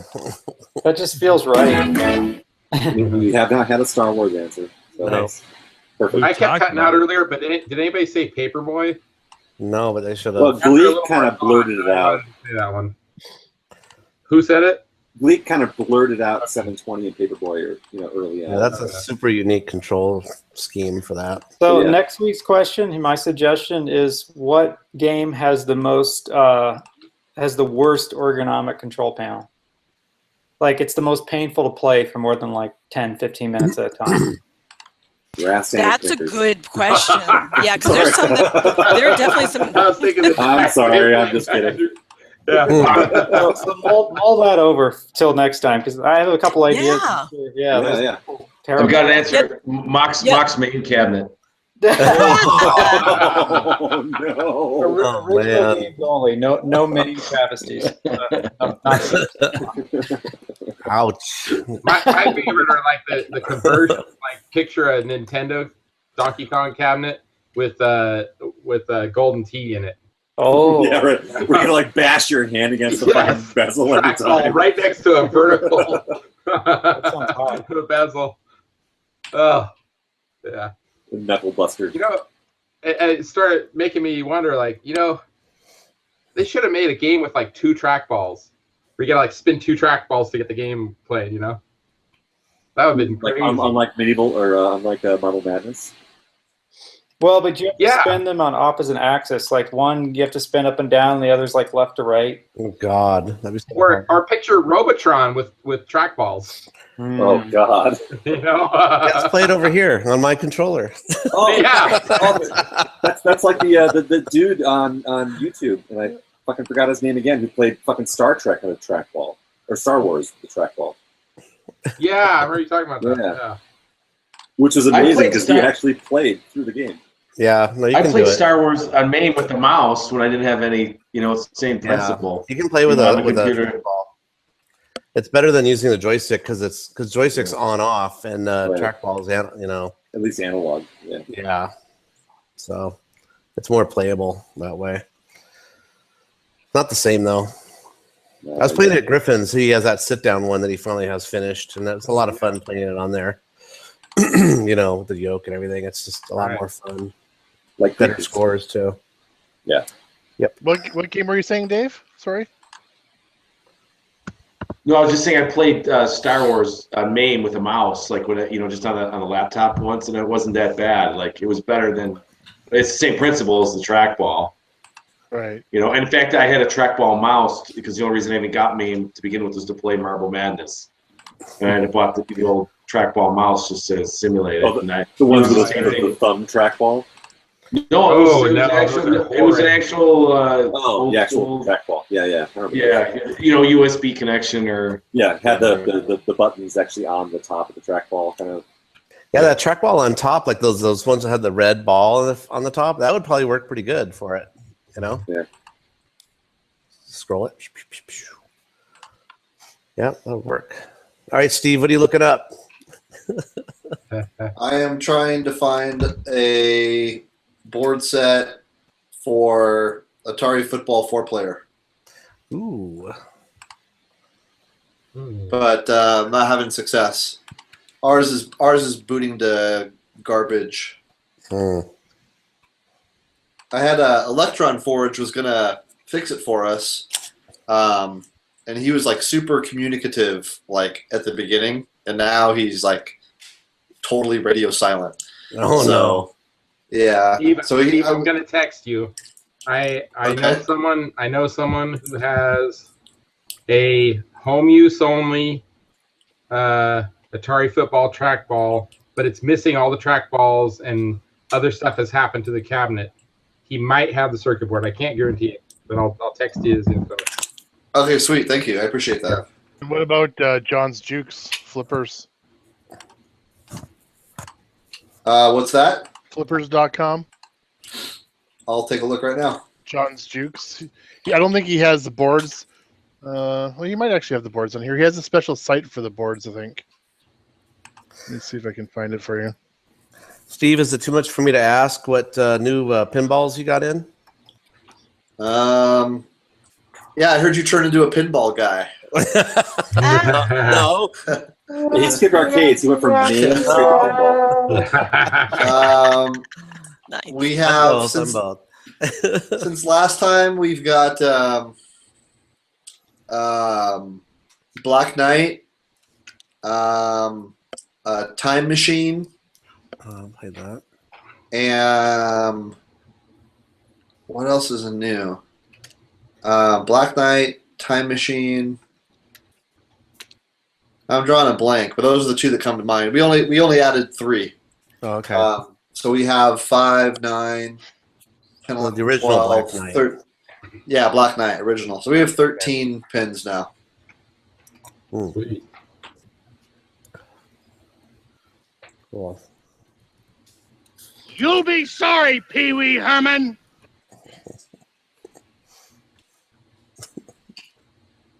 Completely out of context there. Yeah, there's no basement in Alamo.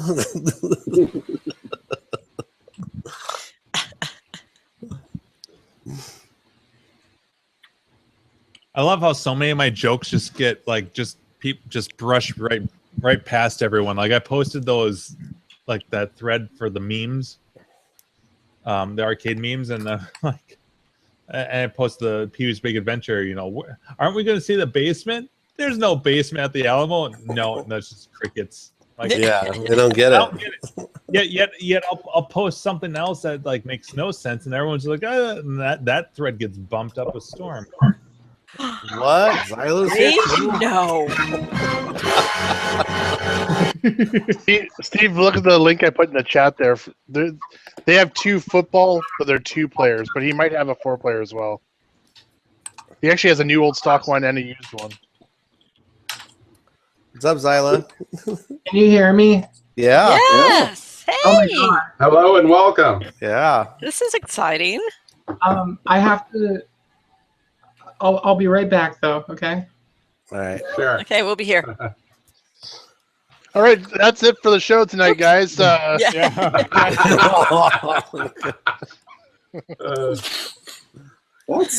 bizarre.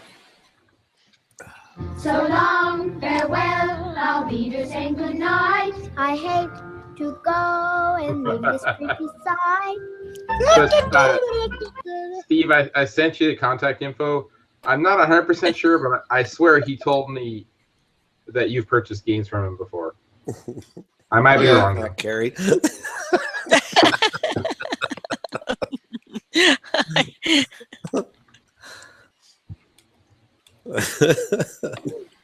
I like Chinese. I like Chinese. Hey, we can see you this time, Zyla. Nice. Kind of weird in the dark. But welcome again. Do you have any idea what you're getting into? I know, right? Oh no, but see, she knows so many people here. It isn't You like arrived just in time for the drunk show. Yeah, no, that's true. Yeah. I can't hear anything. Oh. You can't hear us? Hey, you might be better off. Go to your settings, and you can adjust what speaker is coming out of what. You can hear that. Should I type it? Yeah. Oh yeah, that's true. It doesn't do her a lot of good to talk to her about advice when she can't hear anything. Oh. Damn it. It's almost like if we could combine that with when Dan was in and you got a great picture, by the way, Brad. I should call her and give her like over the phone advice. Yeah, give her a call. Help her out. IT support. Oh man. Right? I know. Geek But Squad. that's when you have to walk up and be like, move. She's gone. Because that's what they always say, move. The first time she was in, it worked fine, normal, right? Yes, but we couldn't see no her. picture though. That's all in the settings. She just gotta put the right. Well, third time's a charm. Right, exactly. Okay, sorry about that.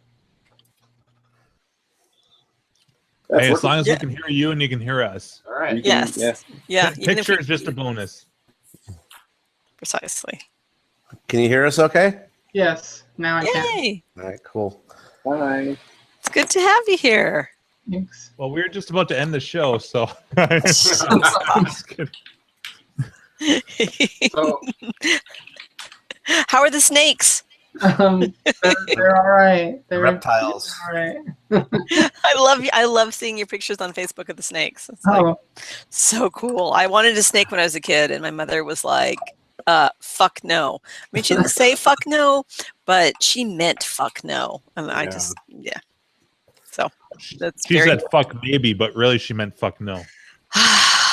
It looks like you have like a little gator or something. Is that what I think I see? Yes. So you should introduce yourself. Mm-hmm. Yes. I'm Zyla. Good start. I have an arcade called Recovering Arcade Addict. Oh, I'm sorry, what? Recovering Arcade Addict. She's not even welcome to the recovering. group. We're here for your support. Yeah, I'm not recovering. Still suffering. I have an arcade in Denver called Hyperspace. It's doing all right. We're about to expand to twice the size, and Oh wow. that means that it's a never-ending struggle to get enough games.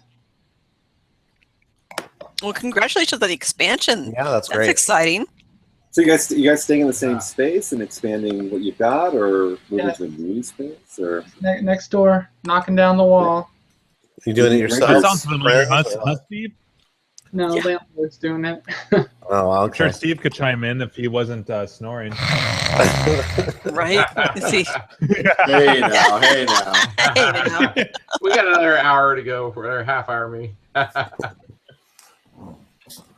Wow. So that's cool. You have enough games to fill that space too? We're struggling. Like, don't have enough, really. I mean, yeah, depends how you lay it out, but there's plenty of room for more. So, trying to go big. You'll have room to grow. That's nice. That's Yeah. for sure. Yeah. I should just sell her all my games that are in storage. Let's get some more. What's cool about that though is you can now have more sit-down games that you might not have had the room for or whatever. Yeah, that's true. I'm actually getting 2 T-Mex. Really? Link them together. No way. 4-player T-Mech? Yep. Oh, that's so sweet. I restored one of those Xyla. Actually, I sold it to a buddy of mine, and I've always wanted to link 3 of those fuckers up because they show up fairly often around here, surprisingly. But it'd be like that game is so much fun. You can have 3 of those linked, and 6-player T-Mech. That'd be fucking tits, McGee. Could you imagine? Jim, so much fun. Come on. Yeah, I'll buy back my old T-Mech from Scott, and Right. even though it's his favorite Salt game in is the world. Xyla. Yep. So Xyla, did you get that through a friend or Craigslist or what? Cloth. Take man. Yeah, he had those up for sale forever. Yeah, I put a deposit on them. So way to go! Steve, They're great games. Is that too new, T-Mech? Or is that too past the limit? Was that something? It's 1994, but it's a fucking. They're great. The sound on those games is fucking awesome. Dual joysticks, 25-inch monitor, cockpits, and it's Atari 1994. It's not true 3D. It's still doing the raster. It's scaling. It's still doing the scaling. It's very much yeah. It's like their upgrade to Battlezone, basically. Mm-hmm. What do you think, Steve? It's probably it's borderline. It's borderline. Well, you're not against it. No. That's a good sign. The game I really want to get is Starblade. Oh, we talked about that a couple shows ago. Doesn't Dan on one? Mm-hmm. But without the magnified lens, which you can buy those. I'm sure you can. I've seen them. You can buy them. Fresnel lens. Yeah, you put them on the back of motorhomes. Yeah, you can buy those. Yeah, you can buy that. I just saw a magnifying lens for a Mach 3 cockpit. I don't know if it's the same. Probably is. Looks the same about. Is this We do have a Steel Talons, which I think is 1992. No, do not have steel talons. Oh, we have one, as I was saying. I think that's 92. And I think Street Fighter is 91. Yeah, that sounds right, yeah. Street Fighter 2 is 91, 92. And then Street Fighter 1 is like 87, I think. I want 80, 87, 80, late 80s. I think you're right, though.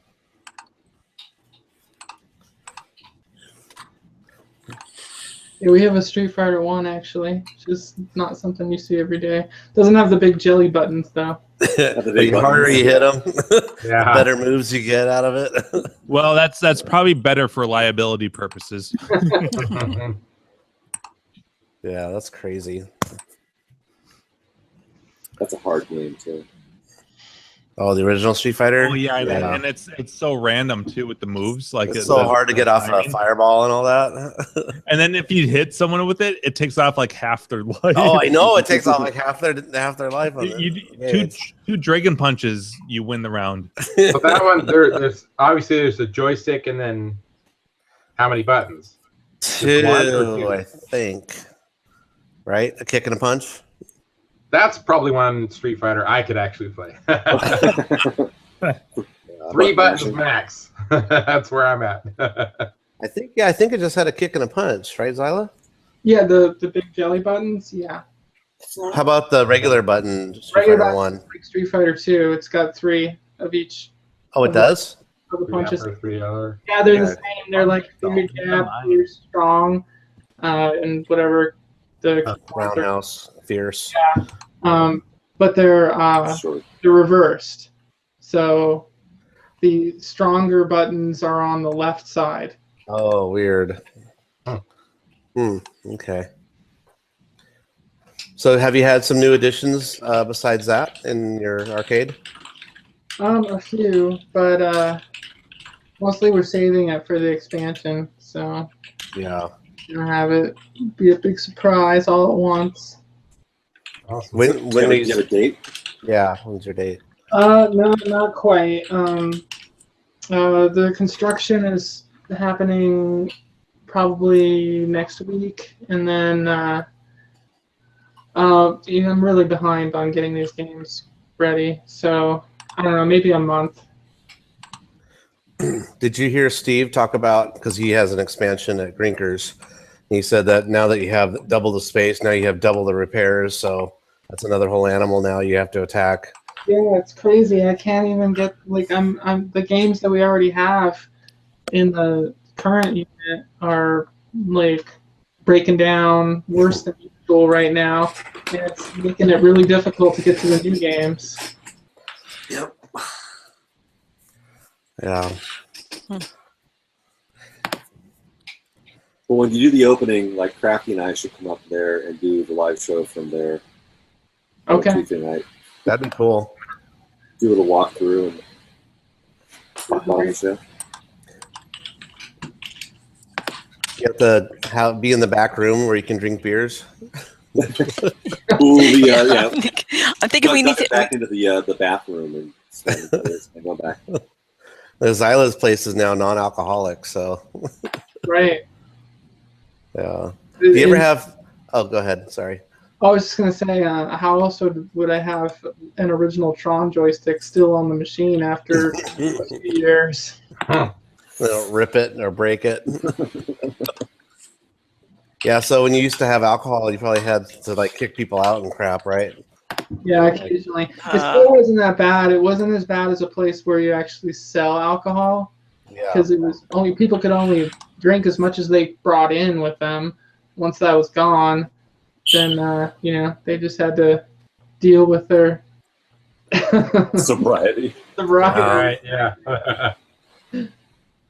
So I think that made it not as bad. But so that wasn't really a benefit though, because it's not like we were making any money.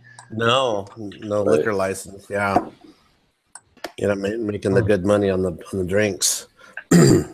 So much more doing much better now, not having the alcohol at all, and getting more families and more kids and really appreciative of that. Yeah, the kids are fine, except for when they like hang on the pinball plungers and start 4-player games. Oh no!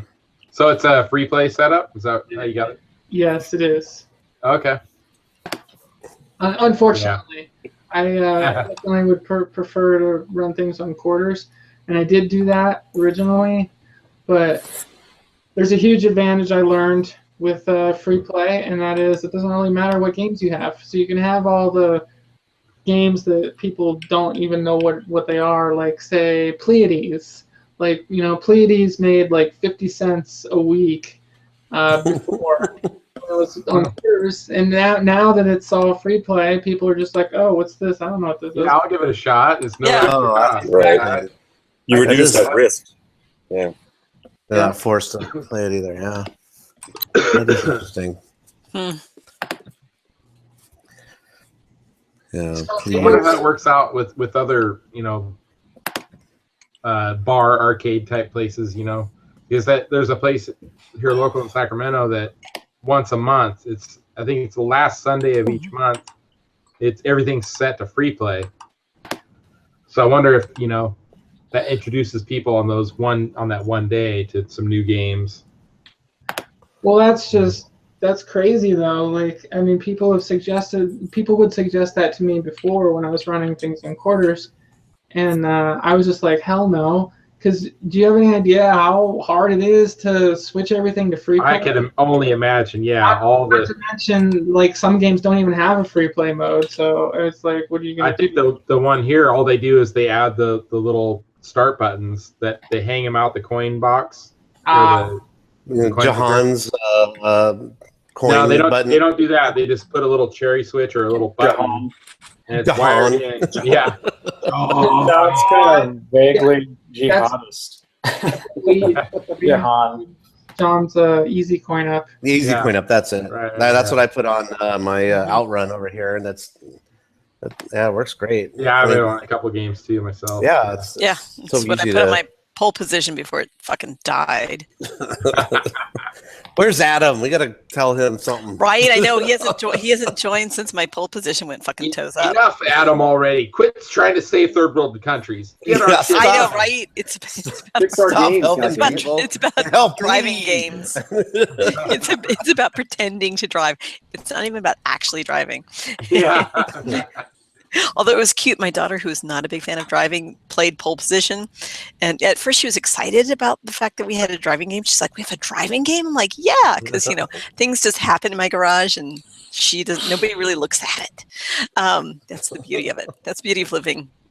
Of living quasi alone. And so I'm like, yeah, we have a driving game when I finally got it up and going.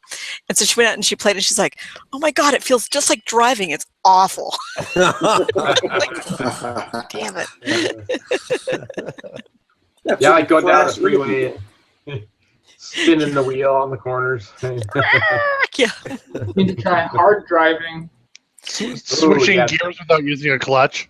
Hard driving is probably actually as close as they could get back in the day to actual real driving. Simulator kind of thing. So freaking hard. God. That's how I learned how to drive a clutch in my car. That's why it's called hard driving, Gak. Yes, exactly. They don't call it easy driving, Gak. What, you knew? Yeah. I'm like, screw that. I'm sticking with Stun Runner. That's my second option. I'm going to drive in the fucking ceiling. Well, yes. You didn't say stud runner, did you? Well, that too. That's after I've had a couple beers. Cougar runner. I'd play that. So Zyla, one of these years, are you gonna make it to Grinkers? Yeah, I was just thinking about that the other day. When is it? 3.5 weeks away. 3.5 weeks away. Carrie has a room. That's right. I may have an extra room. Yeah. And we're road tripping from Denver, so you can hop in the party van. Really? Yep. Well, I might have to do that. Wait, 3 weeks though. Oh. 3.5.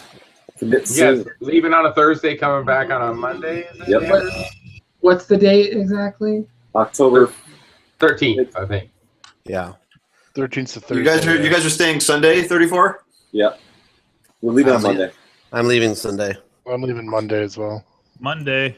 It's the only way. Although, the great high five. The great part is though I leave in the morning and I actually have to be at a training in the afternoon for work.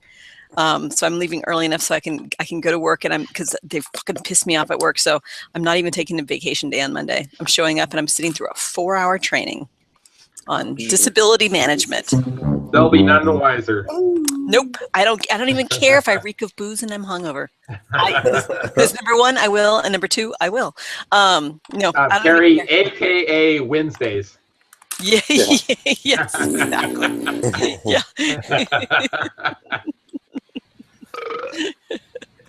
So Zyla, do you have anybody to take care of your reptiles?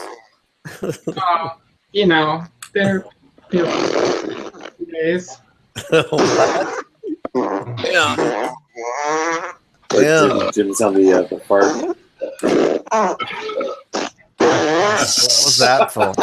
I don't know. I don't know, but it keeps going.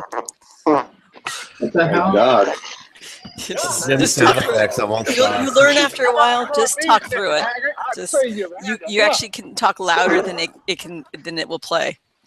Or you can just do that. Oh. Boom! Moderator down.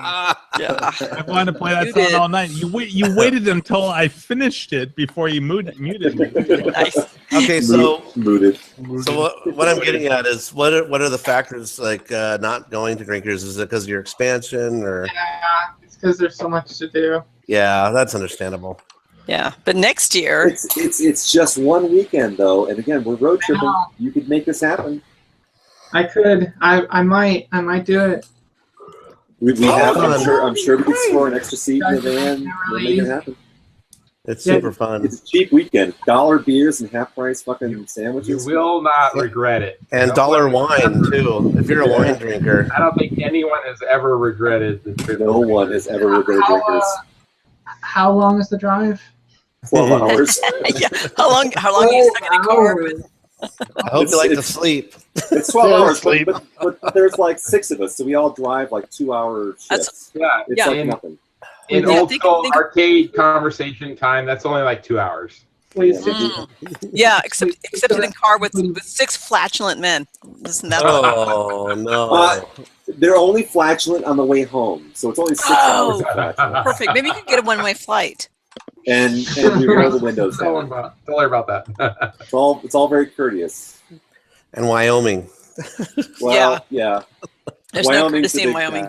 That tumbleweed video was pretty awesome, by the way. I saw that. Andrew, just for 1 second, let me just say, I heard on the radio the other day they had a thing on the top 10 most beautiful states. Fucking Wyoming made the list. No, I know, right? And I'm like, just not the highways. Right. I'm Beautiful thinking if you're like a mechanic. Well, pretty much. I'm thinking it's that one little corner that has Yellowstone in it. Yosemite, yeah, or Yellowstone. Yeah. We claim Yosemite. Yeah, they get Jellystone. Hey, boo-boo. Jellystone.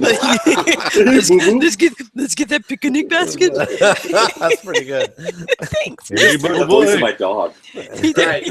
Crafty makes kind of sound. I know, right? Your dog knows what's beautiful in Wyoming. It would have been my dog's ass with the She little found the curly tail. one sweet spot of Wyoming. That's right. And her name is Zadie. So Zyla, do you like sub sandwiches? Sure. You like drinking to excess? Yeah, right. You're not a vegan, Like to are get you? drunk with a bunch of arcade geeks? Hey, let's drop it a notch. There are quite a few people there that don't drink at all. To be honest. Yeah, like that's true. Mr. Orange Whip being one of those. Boring. Boring. Hey, we all Boring. We stay up late. We drink a lot of beer and wine or whatever. And yeah, it's a late night. And then the hotel's walking distance right next door. So we stumble across the street or a little bit further, but not much, and then crash and then do it again. So if you decide to go, let Andrew and Gak know right away because I got to get you in the registered. Well, Mason, mostly actually let me know because like the registration we can take care of, but like the travel arrangements just to make sure that we got So wait, space. so and how stuff many like that. people, if I went, how many people, including me, would be going in this vehicle? So in the van, so if you go, then it will be as many as 7, as few as 5. We got 2 guys who are on the fence right now. And is that not insane? 7 people in your vehicle? No, it'll be like a passenger van. Oh, It'll seat 7. Yeah. Oh, okay. You gotta get in the trunk. Rotate the trunk. Are you kidding me? No, that crazy bus of yours holds you, a ginormous dog, a pinball, and a stand-up arcade game. It can easily handle. The van might even. The van will handle all the people and all the games. It will, however, not handle the Yeah, no Wyoming. Yeah. Hashtag fuck Wyoming. Hashtag fuck Wyoming. Yeah, pretty much. And it's not that pretty. I've spent a long time in Wyoming. It's not that attractive. Rock Springs, yeah, fuck that place. When you enter Wyoming, do you like accelerate like twice the speed limit or what? Yeah, you just top it out. Yeah, when you enter Wyoming, you just get the fucking. Oh, by the way, Andrew, did you see my post about you talking about getting through Wyoming? And the one dude's like, have you been through Wyoming? I don't think that's a problem with the van. I'm like, really? Yeah, I've been through Kansas. I've been through Nebraska. Fuck Wyoming. Fuck it indeed. We just lost our Wyoming listeners. Yeah. No, it's all. I don't think they have electricity there, fucking Mock. That's like Internet. Wow. 0.3 of our viewers. I've been through Wyoming a few times. It is not a very fun drive. Actually, frankly, fuck Wyoming. It's yeah. Window seat with a pillow. You're all good. That's right. No, you sleep. We put on some good music, and it's a cruising thing. We blast. You talk about dogs dying and sad stories. Yeah, that shit just fucking happens. It just comes out. You can't help it. It just bubbles to the surface. The depression. It's like the swamp of sadness from Never-Ending Story. Yep. Exactly. So Zyla, if you went on this weekend trip, do you have people that can open your arcade for the weekend and stuff like that? Well, sure. I mean, I don't know, if anyone's unable to work that weekend, but we have multiple employees, so just need to figure out. Do it. It'd be fun. And I swear to God, you don't have to ride on someone's lap. We'll figure out a way. No, they have to ride on yours. Well, I don't know. That's a lot of traveling. I got to go get those T-Max just like 2 weeks. Yeah, you got to get those. They're awesome. Sound is so great in that game. I've never ever played that game. I've seen. Oh my God, it's so much fun. It's so loud. Okay, so when we restored that, and we restored in my buddy's apartment, and you know how big each one of those is 6 feet by 6 feet, so it's a big ass, 2-player cockpit. Those speakers. Was it on ground floor or hopefully second floor for him? Oh my God! But he's right next to the elevator, so it's not the end of the world. But so each cabinet has a version of surround sound. So you've got 4 speakers and a subwoofer under the seat, right? Beautiful. What are we looking at here? Are we looking at Rock Springs? Grinker's Grand Palace right there. Yeah, that's way too many roads for Rock Springs. Oh yeah, good point. No. Sure, we started zooming in. The Hilton Garden right there. Not too far away. Grinkers, you got a nice photo there of a trailer and garbage. What is that? Nice. So I was talking about something. Radio, Jimbo. Yeah, Jimbo. You were talking about T-Max and the speakers. Yeah, and how great the sound on those games are. It was, That's right. Arcade talk on an arcade show. What are you doing? Boring. The sound on that game is crucial for knowing where your enemy is, because tanks behind you. He just doesn't care. He's doing exactly what we have to do when he's doing exactly what we have to do when he's doing the sound effects. We're just charging through and speaking louder. You're trying to talk something like qualitative, information kind of stuff at this time of night? Well, since everyone else is you wish you could play this. But I can if you pull my finger. Nice. Well, come on, Andrew and Terry, the 2 people that stopped drinking that are being party poopers. What do I give 2 shits about? Oh, I had 2 martinis. Oh, look at me. Oh, I had this is my last beer. Oh, because I got to get up early. Oh no, when's that ever stopped you before, fuckers? Have you had any hard alcohol tonight? I've had 8 beers. I think that constitutes. We went to bed early last week, if I remember correctly. Yeah, no. I got right. big. So, I actually have to go get my Brad- charger. I'll be right back. Brad, take note right now. This makes me T-Mac makes me wonder a future question. What was like the most expensive back in the day game that now is like the cheapest to buy? Like Mach 3. No, collector price. I was thinking T-Mac. What? No, Gak, you're I was onto thinking something. T-Mac. Here's my question. Fucking Arkanoid. We're deluxe games. Were games that were bigger. The bigger they were back brand new. Yes. Because you look at now auctions and stuff. The bigger the game, the less they go for because people don't nobody want has space in their house for them. Unless it's Darius. Okay. Well, yeah. That'll be an exception. Nobody has the space for big ass games in their house. That's why. I have a Yeah, Cyber but- Squad, though, and that was real cheap. Yeah, but think about it though. If you're an operator, it'd be the same thing though, right? Like you wouldn't want giant games because you could fit 3 games for the price the space of Yeah, but those bigger depending on games they're generally more expensive to play though. Yeah. The giant games just like attracted more people to play them. And they're more expensive to play.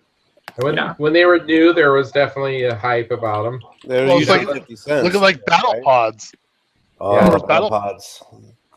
But let's say 20 years ago, not 30. Let's say more like 20 years ago.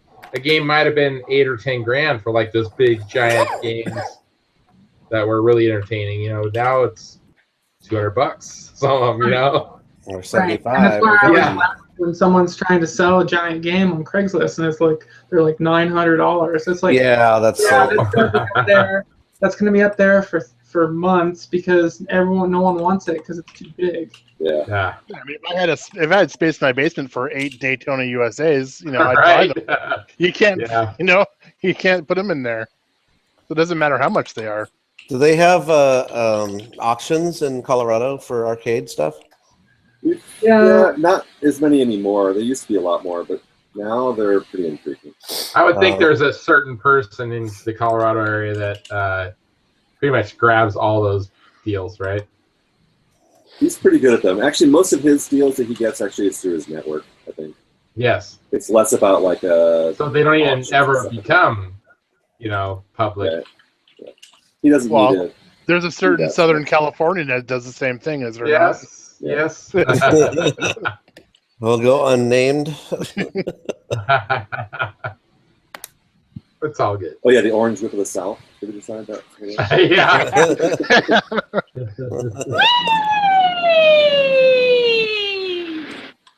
Hey guys, it's been fun hanging out, but I got to split. All right. All right, Steve. Thanks for joining. Thanks, Steve. Yeah, thanks, Steve. We'll see you in Thanks, a everybody. 3.5 weeks. It's been too We long, don't see buddy. you before then, and we'll see you in about 3 weeks. Ciao. Ding For a dong while, I'll try and come next Tuesday as well to say hi. All right, Okay, cool. sounds good. All right, Take guys. care. Good night. See ya. Bye. Yeah, man. So long, farewell, I'll be there saying goodnight. He didn't want to get caught snoring again. Yeah, fall asleep. He was tuckered out. He's Well, yawning. come on, it's like midnight almost for him, right? Yeah. Yeah. He's I not. don't know how you guys can do that shit. East, Midwestern, Eastern guys. Pushing 1. Yeah, well, Buffett's not on again this week. Yeah. Oh yeah. Shit. I've missed that now. What you want? Speaking of Buffett, I did actually catch. Get your grown ass. Yeah. I finally caught some of that Nibbler movie recently. Oh, yeah. Man versus Snake. Yeah. How'd you like it? It was all right. I mean, I don't think it was as good as King of Kong. My personal really? opinion. Yeah. As I far as liked it just better. pure entertainment value, but it was cool though. I mean, what's Isla? I liked it better. Did you? Okay. I mean, they're all following the footsteps of King of Kong, right? I mean, Yes. Right. that's the thing. They can fix the problems and do things differently because they know. Yeah. The only thing I wish I had explained in more detail was the gameplay of Nibbler, because they kind of brush over that real fast. They're talking about how the game is hard and getting to this is such a feat, but like that's the one difference I can see where, like, for me personally, if I was weighing them out, I thought they were both good movies. King Kong, I don't think one really kicks the other's ass in any sort of way. But the one thing that I didn't get out of this one versus King of Kong is that at least in King of Kong, they talk about the gameplay and they go into great detail about like how you need to beat this board and stuff.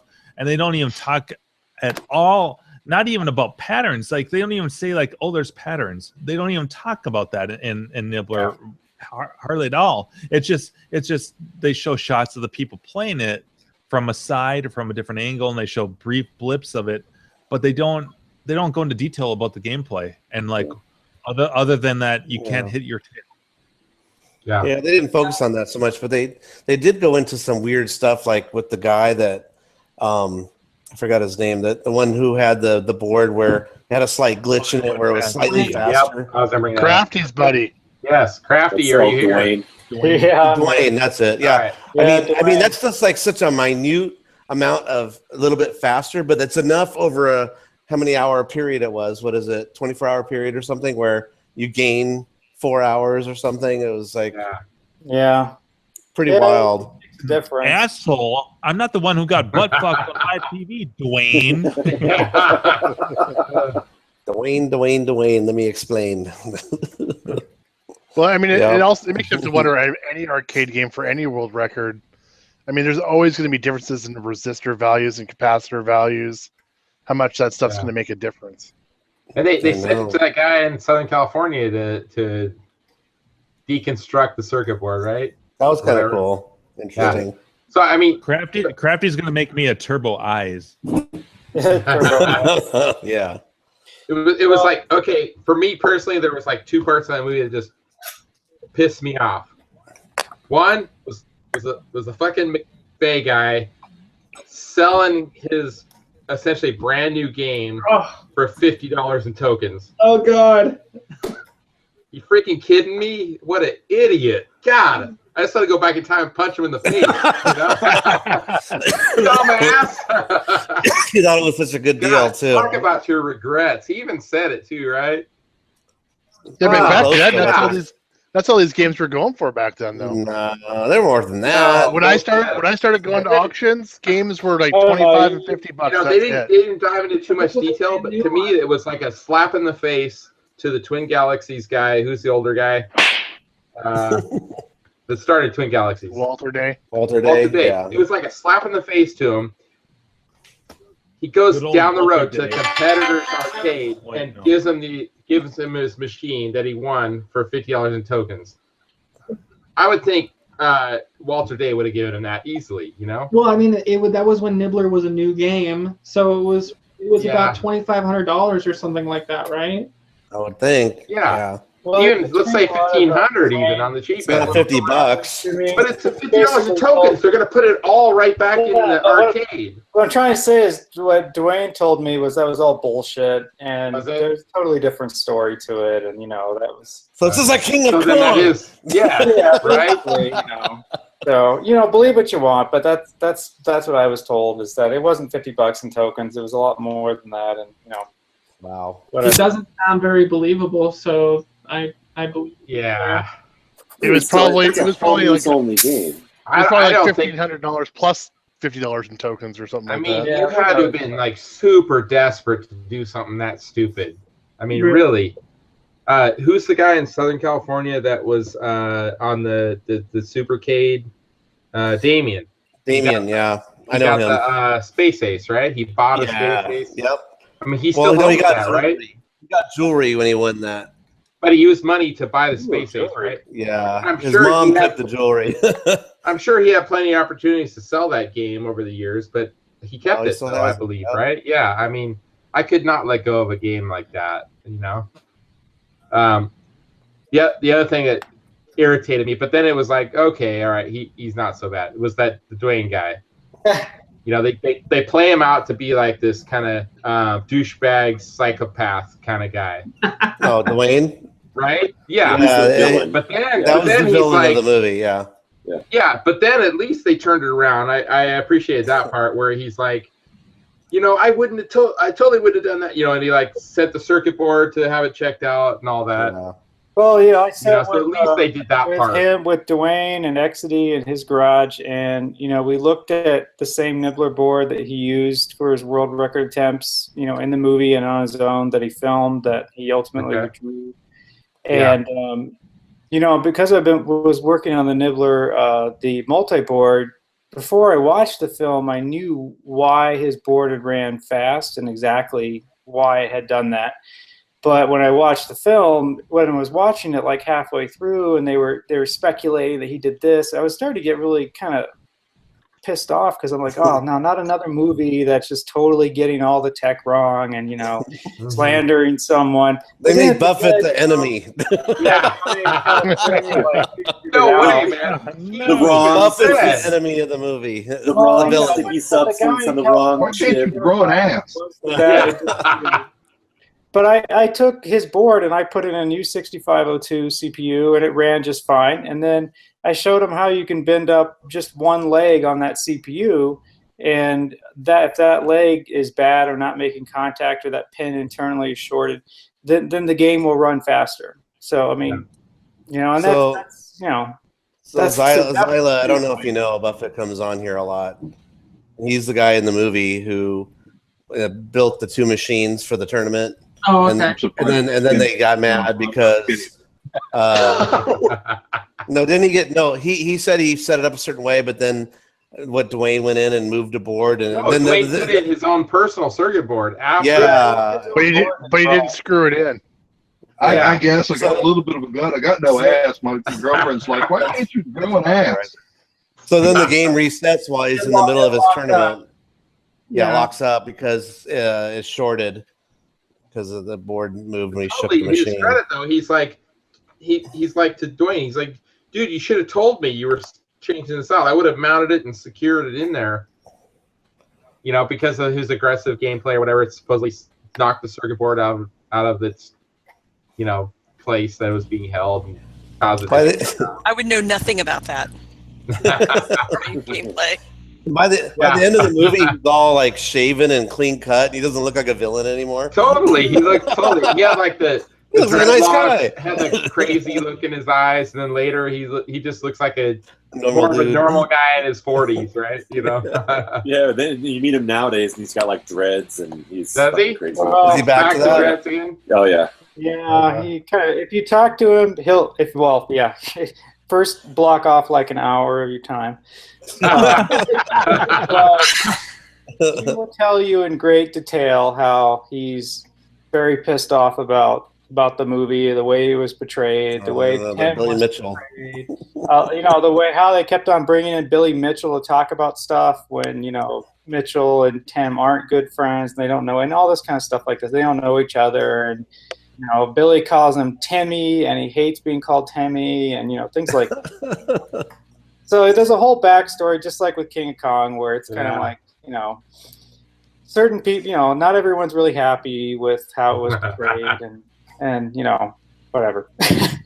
Right. For the 10 of us that watched it, Yeah, exactly. At the end of the day, what's the most you can gain from it is like, okay, so Billy Mitchell gets to do these appearances at different arcade events.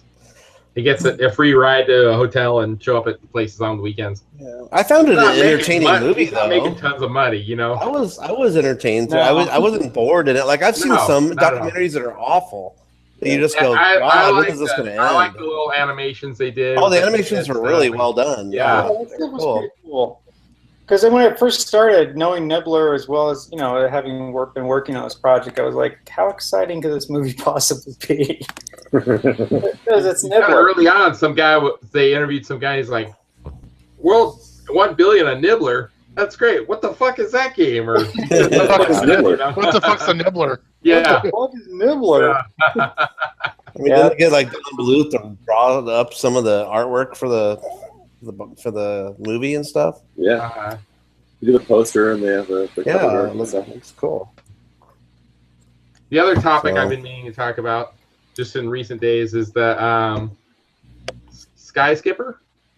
You know, friend of our show, Alex, over in UK, right? Yep.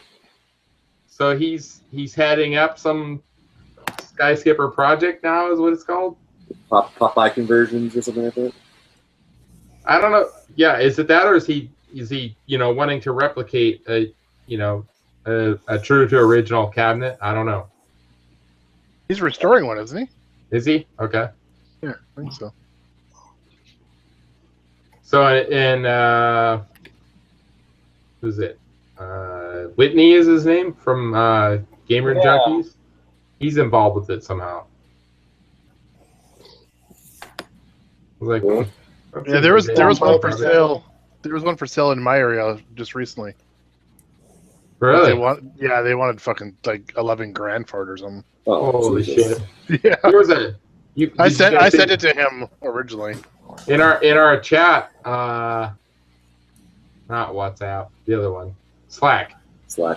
One of our fellow friends in there sent us a link to the eBay listing. It went for like $700 or $800 for a circuit board or something like that. Wow. It was a Popeye converted to Sky Skipper. I think Alex has talked about that, about Popeye being convertible. Yeah. Interesting. Yeah, I think this is I think he's just restoring an original. Is what his whole thing is. Not building like a Franken conversion or something. No, I think he's restoring one. Oh, all right. Yeah, this coming from the guy in the UK who has like 4 sheriffs or whatever. Yeah, right. 4 of the only 8 in existence or something. He had like one of each. He had like a cocktail, cabaret, and an upright. Yeah. He has a website for it too. Is it Skyscraper Project or something like that? Yes, that's what I was talking about. Yeah. Yeah. All right, It's weird. He has a countdown to it. I'm not sure what that's all about. Yeah, it was some percentage thing. It said 10% of the way to something. I don't know what that means. So 160. I think it's 163 days till it's be revealed. I think. Oh my god. Well, yeah, I think he's restoring it. We'll see you next year sometime. Yeah. I know I had the Sky Skipper cartridge, but I don't think I ever played it. When I was collecting cartridges and stuff. Oh, like an NES? No. Alex, if you're up and watching, Maybe. fucking come on, buddy. Yeah. Wake up! Grab a beer and wake up. Yeah. Like 6 a.m. over there or something? Probably, Probably yeah. 3 or 4. Yeah, something like that. That's hardcore, man. Yeah. Whatever happened to that German dude that used to come on here? Yeah, he used to come on all the time. Maybe his work shift. Nagi. Maybe his work shift changed. Nagi. Is that it? His name? Yeah. Nagi, yeah. That's another episode we need to do is whatever happened to Chance. Yeah, that's What right. happened to Chance? Because Nagi would come on at like 7 in the morning or some shit like that. Yeah. There's 2 that I can think of off the top of my head. There was a guy who I don't know if it's Texas or Connecticut. He had a zookeeper that he did his own repro cabinet of. He had like a real southern kind of accent. Nice guy. He walked us through his arcade and his game collection. Oh, yeah, in Texas. Yeah, I remember that. Texas, yeah. I just haven't seen her or anything for him. Oh, yeah, we're Zoltan. Zoltan, yeah. And they have like every color computer space possible. That's right. That was when he went through that other guy's collection, right? Yeah, that was really amazing, though. There was a guy in Colorado too. I remember. I don't remember his name, but yeah, he was on a couple episodes. I'm like, whatever happened to that guy? Oh, his name was Crafty Mac. Yeah, right. He's kind of a wiener, if I remember right. Yeah, that guy's a I guess Colorado. I guess, Yeah. I guess Zoltan's not coming to Grinkers. I haven't heard anything from that guy. Nothing. He's radio silent. Well, yeah, he's got a baby. 2 kids under age 5, right? Yeah, that's a lot of work. I mean, your hands are full. Yeah. He needs a vacation away from all that craziness. Right. Totally. See ya, Lisa. See ya, Lisa. Good luck. No, she should Daddy come too. needs a vacation. Find a babysitter for the weekend, and they should both come out because they're both awesome. There people. you go. I know. Yeah. They're both cool. Miss them. But we still have a decent amount of people coming, though. It's up to like 90-something people, right? Yeah, for sure. Yeah. We'll see who shows up. Yeah. There's always a discrepancy between how many pre-regs we get and people. And how many people actually make it. Yeah. It seems to be about like a 20% or so don't show up. Who they can or commit to. I'm sure that percentage of people that dropped out would lower if you actually had an entry fee of some sort of obligation or more. Yeah. But this event is so retarded. It's all free and everything is so fucking cheap. It's just like, God. Yeah, there's no real reason not to make it. Yeah, but even if it was 20 or even 40 or 50 bucks, that wouldn't make any difference for hotel and flights and everything else. Yeah. Yeah, you're already spending, $500-800. I'd rather lose the entry fee and not go if that's what I had to do. Yeah. Or just go and don't enter. Yeah. Well, just because Eagle's not the easiest place for everybody to get to. Yeah. Meter's fun spot. Yeah, but there's a lot more population up in that general area. Yeah, that's true. There's gazillions of people up there. And that's a technical term, gazillions. Yep. Fun spot's way harder to get to than Grinkers. You can fly basically right into Grinkers. It's like 20 minutes away from the airport. Yeah, but there's not that many people that live around shuttle. But there's no one. Yeah, You don't even need a cab. You need nothing. Just a free shuttle ride. That's all you need. So that's what I did. I'll buy last year. No problem. Got a van. Yeah. Yeah. And this year, me and my friend Paul and Keith and Zhao are all on the same flight, direct flight. Hey, did we ever talk about Paul's stalker on air yet? No, we didn't talk about that. That'd be interesting. I gotta wait to get there to ask about that because he might be the one picking us up. Right? It's true. He might just leave us at the airport if I give him shit before.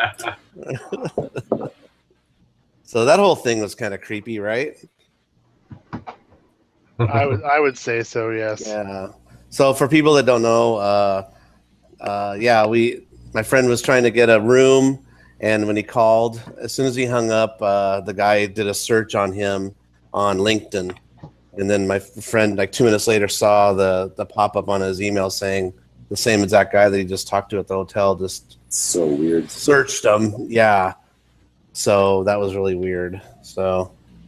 Why would you do that? Are you that bored? I know, and my friend's like, do they do that to everybody? I go, no. He said, I don't think so. So, I don't know. Well, is he live in the Los Angeles area or? No, he lives near me, just San Marcos down the street. Okay. But yeah, just really odd. Steve, all of you Southern Californians are like the Los Angeles area. Northern Californians, like, sorry. I'm more near San Diego. So. Yeah, whatever. Water stealers. Yeah. Water stealers. Yeah. We're in the Santa desert. Barbara South is all the same thing. Gotta get the water somewhere. Yeah, pretty much. Beach Happens to be ours. All you Californians, that's all you are to me. I can't even water my lawn. Right. It's turning yellow. Exactly. All dying out there. You've already bought Southern California to piss that I just pissed on my lawn. I gotta I'm switch it pretty to sure succulents. Dave left already, Andrew. Oh, Yeah. that's right. Yeah. He hasn't peed on the grass for quite some time. Yeah, we completely didn't even hit that this summer. And It's all, then, all it's stupid in the basement shit. yeah, you haven't been Him outside. and Brian need to be staying outside. We did get a pre-show. Well, I'm not going to say what we got on air. A pre-what? No. A pre-show. It's in the chat. Oh yeah. That's true. Well, I'm hearing crickets. Yeah. It's after midnight. Yeah, I think it's. Are we done? I think so. I'm tired. Well, Sally, you still with us? I am. Well, hey, thank you for coming on. Yeah, thanks. It was nice chatting with you. Don't mind Jimbo. He does this shit all the time. Don't mind Jimbo. So talk to Andrew about coming over for doing a show. That would be over awesome if you could make it out there. Yeah, we ought to do, you got to come to Grinkers, because that's fucking epic. And B, yeah, we should totally, like when you do the opening up the new section, we should hop over there and do a show from there. And you're like, she's like 15 minutes away from me, like, on a casual drive. And out of all the arcade events that we go throughout the year, Grinkers is the one we look forward to the most. So, right, that's and what we get actually excited about. We have made some kind of backroom suggestions about doing a Denver event at some point. Yes, too, I was about to lead up to that. Yeah, so that could be something maybe. Personally, I would love to make it out to Colorado and hang out with you guys in 2017 somehow. Colorado's literally probably one of the cheapest flights I can get to here. But the fucking I get there for like 99 return. Last time I went to Denver, it was expensive. The hotels were. Oh, Like, really? The holy hotels are yeah. I'm going to stay at Andrew's house. Right? I was astonished how expensive Denver was. Inflated bed in the garage. That's right. We'll set up a whole series of inflated beds in here. We'll just crash. Oh my god, it'll be awesome. I have dibs for under Star Trek pinball floor. It's cozy under there, although now there's a sub, so you have to hit your I head. want one of the dog beds. I know the size of those dogs. They're going to be comfortable. I'll bring the dogs out here. They'll keep you warm. Yeah. I want Louis. I love that boy. Can I bring Zadie? Please. Oh. Oh my god, they'll both be exhausted. Zadie. Air humping. Actually, I think we're all going to crash at Crafty's new awesome basement. There you go. Yeah. So we just invited ourselves over there, Aaron. There's space, there's crawl space. Crawl space. Perfect. Don't sit up too fast; you'll hit your head. But, It puts the lotion on its skin. Is there a bathroom down there? In the basket. There's a bathroom in the basement. All right, I'm set. That's all I need. Some running water and a floor spot. I'm good. And lotion. And lotion. Oh shit! Speak of the devil. Oh my god, Buffett, we're seriously just leaving. Oh. Dude, sorry. I gotta say. Grow an ass. All right. You hear me? We were just talking about you. Were your ears burning? I'm not. Yeah.